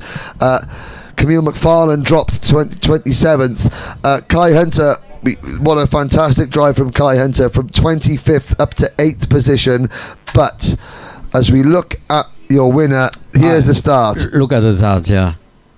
Ah ouais, c'est un accrochage et c'est venu de... Alors c'est difficile à dire évidemment, mais c'est vraiment un fait de course. Il n'y a pas eu d'action dangereuse de la part d'un des pilotes. Je pense qu'ils se sont tous poussés mutuellement du côté de la ligne corde, et malheureusement Rillard, qui était sur la tête de cette corde, eh bien, a été percuté sur le côté droit. Le pilote l'aimerait. Il y a rien à dire, je pense pas, hein. Enfin, on verra avec les commissaires sportifs ce qu'ils décident, mais c'est très très dommage pour le pilote belge. And again, this is where Lewis Gilbert and Jan Stiak sort of had a little bit of an altercation, coming into the banking, and that's allowing Lamare to pull clear even further. Stiak fought back to third place. Calderas was behind him at one point. Enzo Calderas did drop back after that, and it was the driving the light blue kart here, Jules Roussel, who really sort of came through strong, but then Giudice grabbed third position briefly. You had Giudice into third place, Stiak, and this is a bit of a mix-up. Roussel, Giudice, Marshall, and they all sort of tripped over one another. The 437 kart, and that is what happened to the Tony kart driver that we lost a bit. And here's the last lap with Stiak getting a great crossover move with Roussel in second. But Nolan Lamare, 3 French wins on the afternoon. Lewis Gilbert second. There we go. Well, we're not going anywhere just yet, ladies and gentlemen. Don't turn away just yet, because after Jacques and myself have rounded up the action, Jen Wade will be out on the terrace interviewing a whole host of the winning drivers. Please stay tuned for that. But firstly, Jacques, thank you so much for joining me in the commentary box this week. It's been the weather has been superb, the track is superb, and the international trophy really living up to its name. Merci, immense merci Henry. J'ai pu bien analyser votre connaissance de la discipline et beaucoup de respect pour ce que vous êtes, que vous représentez et du travail que vous faites. Merci infiniment Henry Baudette et à très vite. Thank you very much. So on behalf of myself and Jacques Sabatier, we are finished with the commentary box, but Jed Wade, take it away out on the terracing. We'll have some interviews with the winners now, and then we'll be over and live streaming the presentation. I'm going to go and have a lie down and a drink with my friend Jacques Sabatier. Jen Wade, you look far more refreshed than we do here in this hot commentary box. Take it away, Jen. Well, I'm not really that much more refreshed because I've been watching the racing outside in the heat. And actually, I feel like I need to have a spa or something because it's really a little bit stressful. A bit stressful watching the racing. Not for you, but for me, Paul.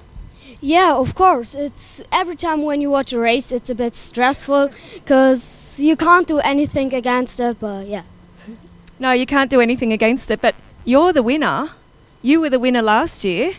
That means now you've got 2 Can-Am DS90 quads. Yeah, of course, that's very nice. It's also nice to drive them sometimes, yeah. Yeah, I think just for a change, but I think your go-kart's a little bit faster, isn't it? Yeah, of course, go-karts are a bit faster, yeah. Tell me a little bit about the racing. The racing was very hard. In the heats, Tom's was on a very good pace, and on the pre-final and final, we also find a bit more pace and got good racing with him, and last we won, so that's very nice. It is very nice, and I know everybody was watching because, as I said to you, it was purple sector, purple sector, Tom's, and then purple lap time, and it was going back and forwards, but really you had a good gap. Last year you were here, you made it look very easy last year, but this time you didn't have it so easy. Yeah, last year we just got a perfect week. We dominated the heats and pre-final and the final. This year was very hard with the qualifying on PS3, that was very good. And on the heats, Tom's got a good pace, and on the final we find it, so everything's still fine, yeah. Now tell me, what does this mean to you? 2 times the champion, Christopher Gali, 2 times the champion, almost again.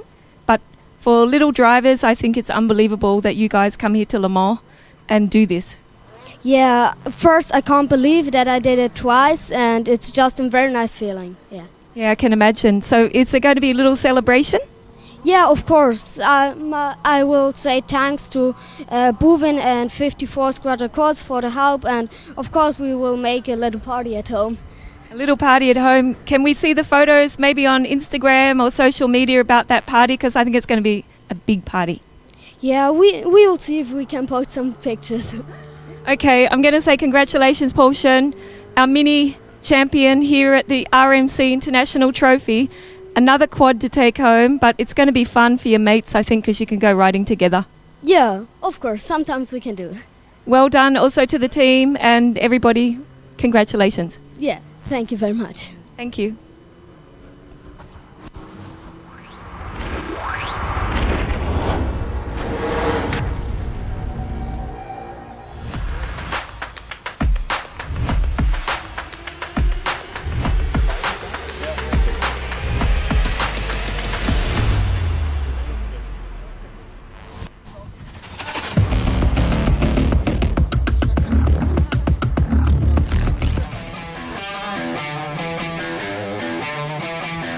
Okay, now I've got a little guy and they said he only speaks Italian, but I'm still in trouble because my limit is cappuccino and spaghetti and lasagna and gelato. But Sen, I might actually it's the first time I think I've almost had a driver that I can kneel down and talk to. A little bit closer. Now, I don't speak Dutch, but Sen, I have to say congratulations. I only just found out that you are now the champion in micro because Albert had a penalty in the end, a technical. How do you feel? Just very happy. You look happy.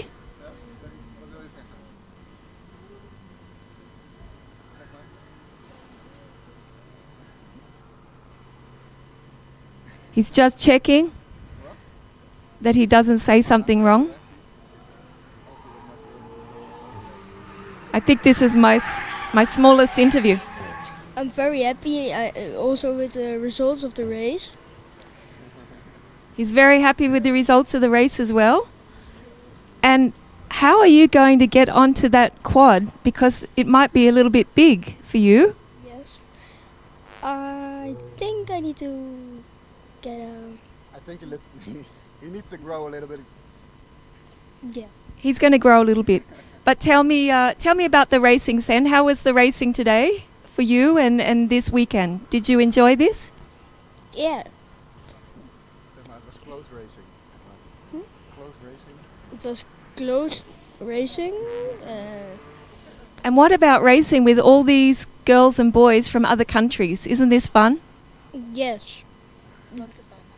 Yes. So now you're happy? Will you have an ice cream or will you go to McDonald's? Like, what's the plan now? Will you have like a little party or? I really don't know. I think he wants to go to McDonald's. McDonald's? Yes. Okay, he does want to go to McDonald's. He didn't want to say anything because, I know why, because you're a race driver. Race drivers, they don't go to McDonald's, do they?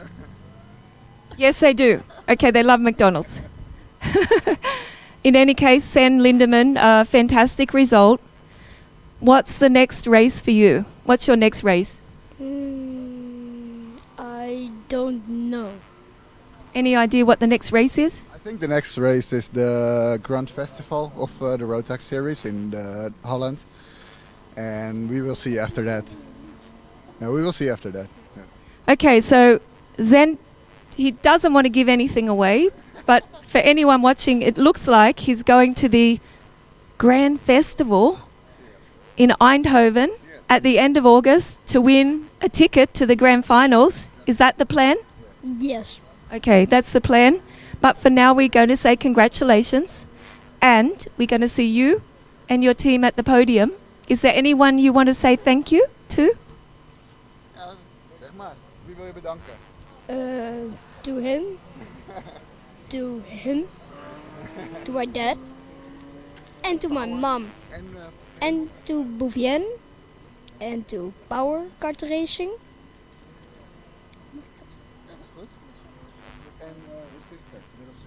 Is my little sister. Is she at home or is she here? She is at home. Zeg maar, dankjewel. Hello. There we have it. Sen Lindemann, our champion in Micromax. And I think in a few years you'll be taller than me. But for now, I've really enjoyed this interview and wish you a fun time at McDonald's. And with all the team, congratulations. Thank you. Danke du. Okay, so let's have a look. Who's waiting? Leon Zelenko. Walk this way, please. A little bit over here, Leon. I know it's hot. Bit closer, stand here. Everyone at home in Croatia, anything you'd like to say before we start? I want to say hi to everyone in Croatia. Vedran, who is supporting me every race, he's watching the live stream. And I want to say thank you to my team JJ Racing and GVD Power for the best engines that I could ever ask for. Well, there you have it. You've said the end of the conversation first, and that's good. But now let's talk about the racing. This weekend, Leon, up and down, not always the way you wanted, but in the end, you are the new champion.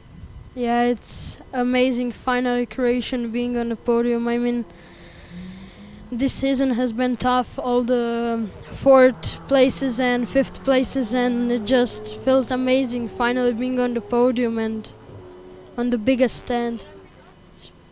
Tell me, what does this mean? Because all the drivers this weekend have said to me, it's about winning. I just want to win. And you've just said it. This year you've been just off the podium most of the time. But what does this really mean to you now when you think about it, when you're driving home, when you go home before the next race? Will it change anything about your confidence or the way you feel? I've been confident every every time I think no, I'm just so happy, and I think winning, it is the thing that everyone wants, but for me I think the only thing that I like is winning and being Croatian on the podium, because there's not many drivers from my country, so Maybe tomorrow they can have a big celebration in Croatia. yeah, it was very good 2017 when I was second in a world championship. It was a big party in my city, so I hope they make one for this time. Okay, well, if they're watching, now they've got a little bit of time to get everything ready so they can have a celebration. Tell me about the racing this weekend. It was amazing. Pace in the practices was good, all on the front, top 5. In the quali, I was a little bit behind, P12, but in the heat I managed to get up to the front, P3, P4s, and it was P2, it was really good. How is the competition? Is it good competition, fair competition? Is there good sportsmanship? You know, some of you guys, there's nothing between you. Every race can be this one or this one. You know, there's a lot of strategy, but it's really, really high level. Yeah, for me it's amazing. It's a good concurration. They're amazing people, respective drivers, and hopefully there was no big crashes in our class. Then that's the most that I love. Then when there's no crashes and things like that. Now, the next question. You're on the road to Portimao, but I know you're already on the road to Portimao because you're already a champion, aren't you? Yes, I'm champion of Sports Steel Cup. So that must be pretty good to have 2 tickets. Yeah, it's good. I don't know what to do with the second one, so.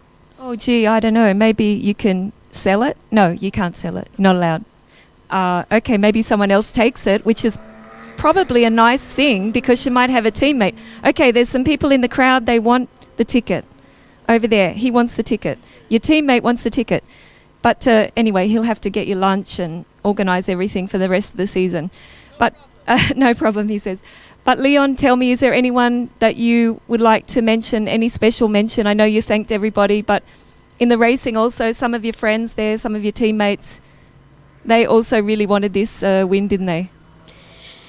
Yeah, every junior driver and the whole team is so happy for me finally standing on the podium. So I think you'll take it. Yeah, I don't know. I'm probably gonna give it to someone, but everyone in the tent is so happy for me finally being on the podium, and I like it.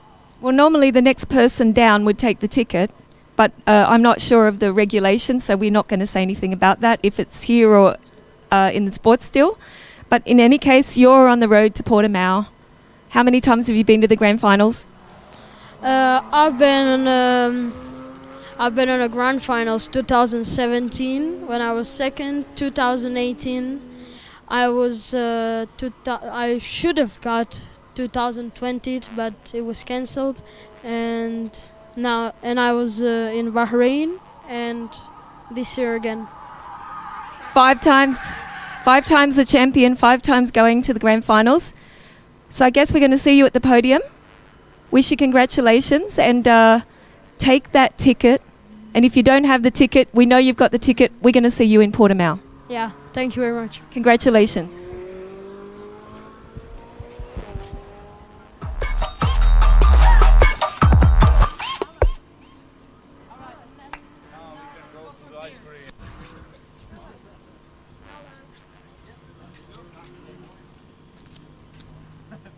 Okay, chasing up the French guys.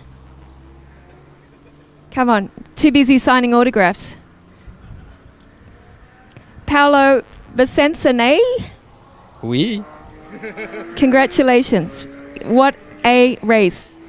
Yes, amazing race. Amazing race. Hard race, but the result at the final is just amazing. Of course, I know that the guy that you overtook to take the title is 15 years old. Yeah, it's young, but young driver, are really fast, you know. So when you are older, you need to stay more focused and to have confidence about your experience to win the race, because yes, younger driver are fast. He was fast, he was determined. He told me yesterday in the interview, just before you, his dream is over the fence. So he wants to race Le Mans. And I think one of these days, you may be here watching him race Le Mans. You know, it's also my dream. Really? Race together. Let's get a team together. That together, because it's also my dream, if my children dream. So yes, we'll be together in Le Mans. Why not? How bizarre would that be? That one day you're in the same race together, just over the fence, saying, "Oh, I remember when I was racing over here on the karting track." Yeah. For sure, it's a good driver. So to have the steering wheel, to just share the steering wheel with the young guys, yes, it will be a pleasure for sure. Okay, I'll connect you guys. I know them. I'll connect you. Okay? But in any case, back to the weekend. Tell us about the weekend. It was a really hard weekend. We work a lot. I want to thank my team for sure, KMD. I want to thank also Birella Chassis. I'm really confident in this chassis. Also in the grand final in 2018 when I won with this chassis. So I think it's a match between this material and me. We work a lot. We deserve it. I'm very happy for my team. I'm very happy for my parents, for all my friends and all the people who support me for the race. So yes, it's really nice to close the weekend like this. Did you think that you were going to be standing on the top step? I think. I know you train really hard. We talked about it yesterday. But did you hear the crowd cheering when you got into first? Sorry, I don't. Did you hear all the people? Yeah. Because as soon as you got into first place, everyone was cheering. And then when you crossed the line as well, I think I could hear it throughout France. Everyone watching the live stream was cheering. So watch the live stream back, and for sure you hear what maybe you didn't because you were too busy crying. Yeah. I know that a lot of friends looked about the race, likes to see karting races, karting championships. So yes, it's a pleasure to have good moments like this and to share the good moment with my friend and with the support for sure. So we know you've been Grand Finals champion 2018. Had the pleasure of interviewing you there in Brazil. It was an amazing event. How many times to the Grand Finals now? That was the first one. Second one, but as a champion in France, how many times have you been a champion in other classes? I don't know exactly, but I think the last one I won was the Grand Final in 2018. So now karting for me is is more a pleasure. So it's difficult to have a title when we are in work all the week, and I need also to do my career in the work and to do other things to live normally in France. It's a little bit bad to say this because for sure I want to be a professional driver, but it's really complicated to stay a professional driver, to become a professional driver. So yes, my last big title was in 2018 in Brazil, and I hope this year also maybe I can have another title. Well, you still have a few years before you can be a master, so I think they've got about 7 years in the masters before you're there. And when you can come back to Le Mans each year and take a title or take a ticket or at least race for it, I think it's going to be nice, away from work and life, just a way to relax. Exactly. So, any celebration for the team? You think they're going to celebrate? Yeah, for sure.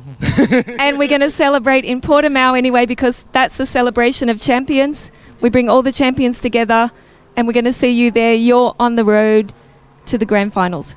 With pleasure. Well done, Paolo. And congratulations also to the team and your family. Congratulations. Thank you. Bye. And last but not least, there's guys that want interviews, but no, we've got a champion in our midst. Vivian, our DD2 Masters champion.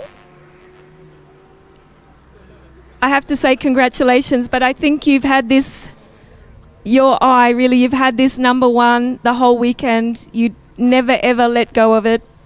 You were determined and you never ever gave up. So really, I think it's outstanding. You started it off like you wanted it to be, and you're probably one of the only people that made it right through.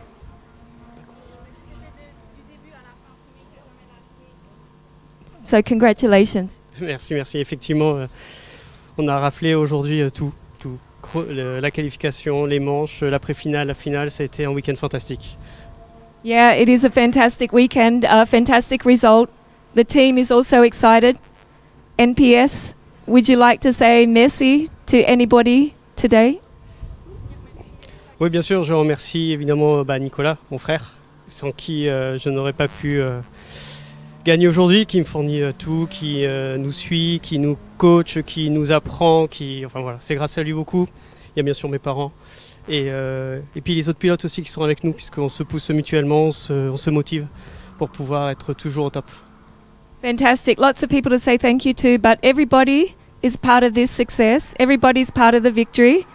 It's not just one person, it's a team and it's the family and the translator as well. But it must be really special also because we're in Le Mans. So, you know, for us even to come here from outside of France and be standing here in Le Mans watching this racing, such great racing, has been fantastic. But what does this mean also to you now? To win in Le Mans the RMC International Trophy and be number one, and you're going to the grand finals. Are you going to go? You're going to take that ticket? Bien sûr, ah oui, bien sûr, on va y aller. Non, effectivement, ça fait 2 ans qu'on y travaille avec mon frère pour pouvoir gagner les courses. Ouais, aujourd'hui, ça nous sourit et on va aller à la grande finale ensemble. We will see you in Portimao. It's a lovely location. You can have a little bit of a holiday near the beach there. But fantastic racing. You're going to race against the number one drivers from all over the world in the Masters. Have you thought about that?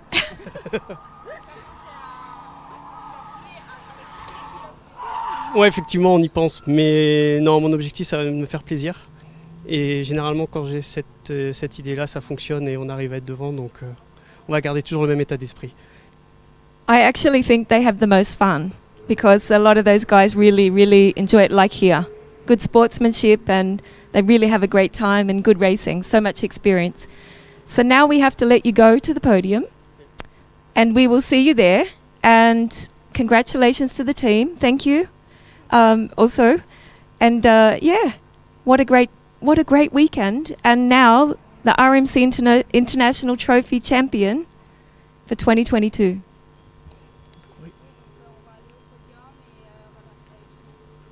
Ouais, merci encore à tous les organisateurs, effectivement. Et puis on nous attend au podium, donc effectivement, on va se presser d'y aller. Merci beaucoup. Merci encore. Thank you.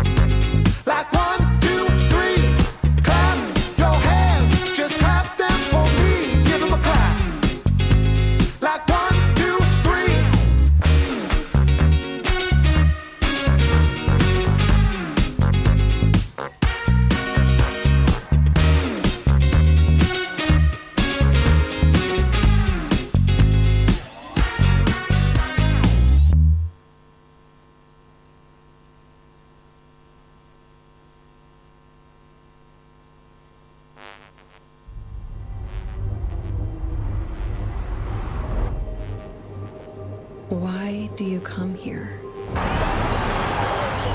Is this your career? Or is it all about fun? A chance to get away and leave it all behind?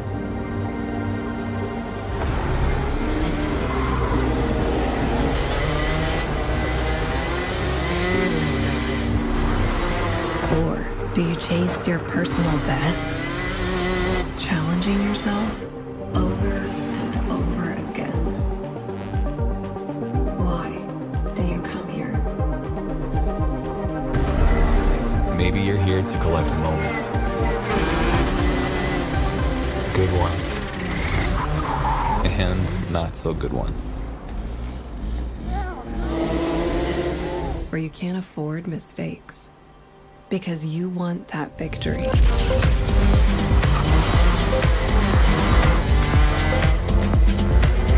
It's all about this one moment when the hard work finally pays off.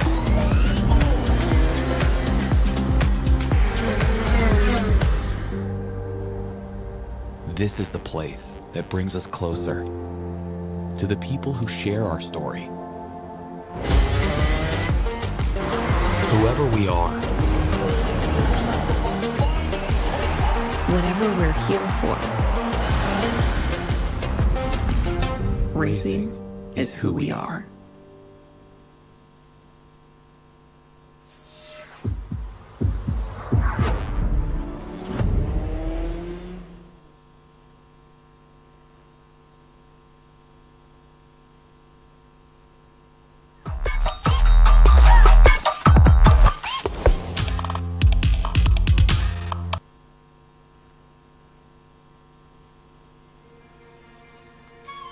The road to the 2021 Rotax Max Challenge Grand Finals has been full of twists and turns, but at long last, a familiar sound is in the air, the Rotax roar.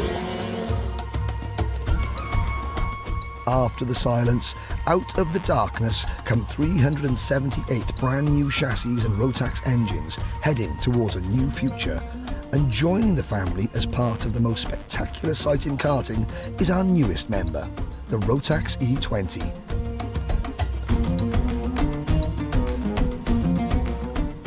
The smiles are hidden, but they are still there, as are the hallmarks of the Grand Finals: parity, fairness, and equality of equipment. Some things never change. Surrounded by this new, intoxicating, mesmerizing kingdom, our hearts begin to beat a little faster. The differences in 2021 are night and day, double the challenge. A new track, one that is beloved by all who tackle it. Scorching desert sun and cool Arabian nights. To be a champion, you must master both. Some will shine brightly, others will fade to black.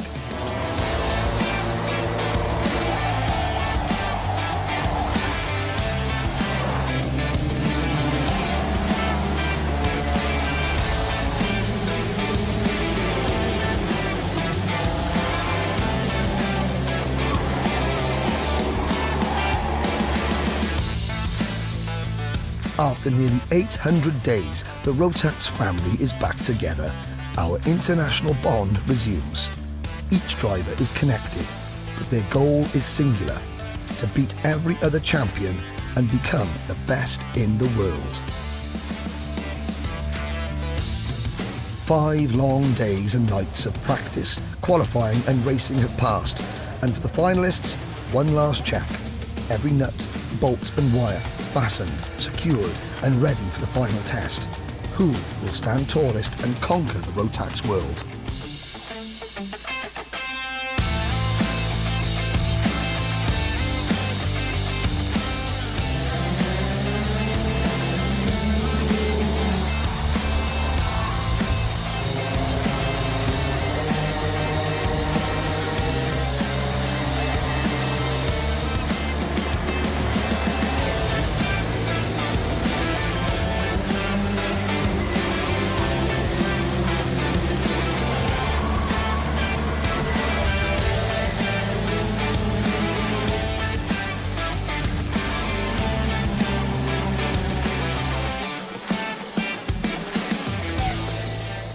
For the winners, the long road to Bahrain was worth it. All the trials, tests and tribulations fade to memory, replaced with the title of Rotax Max Challenge Grand Final Champion. For those who fell short, there's always next year. There will be a next year. Our journey to Bahrain was tough, but BRP Rotax would like to thank everyone who walked it with us.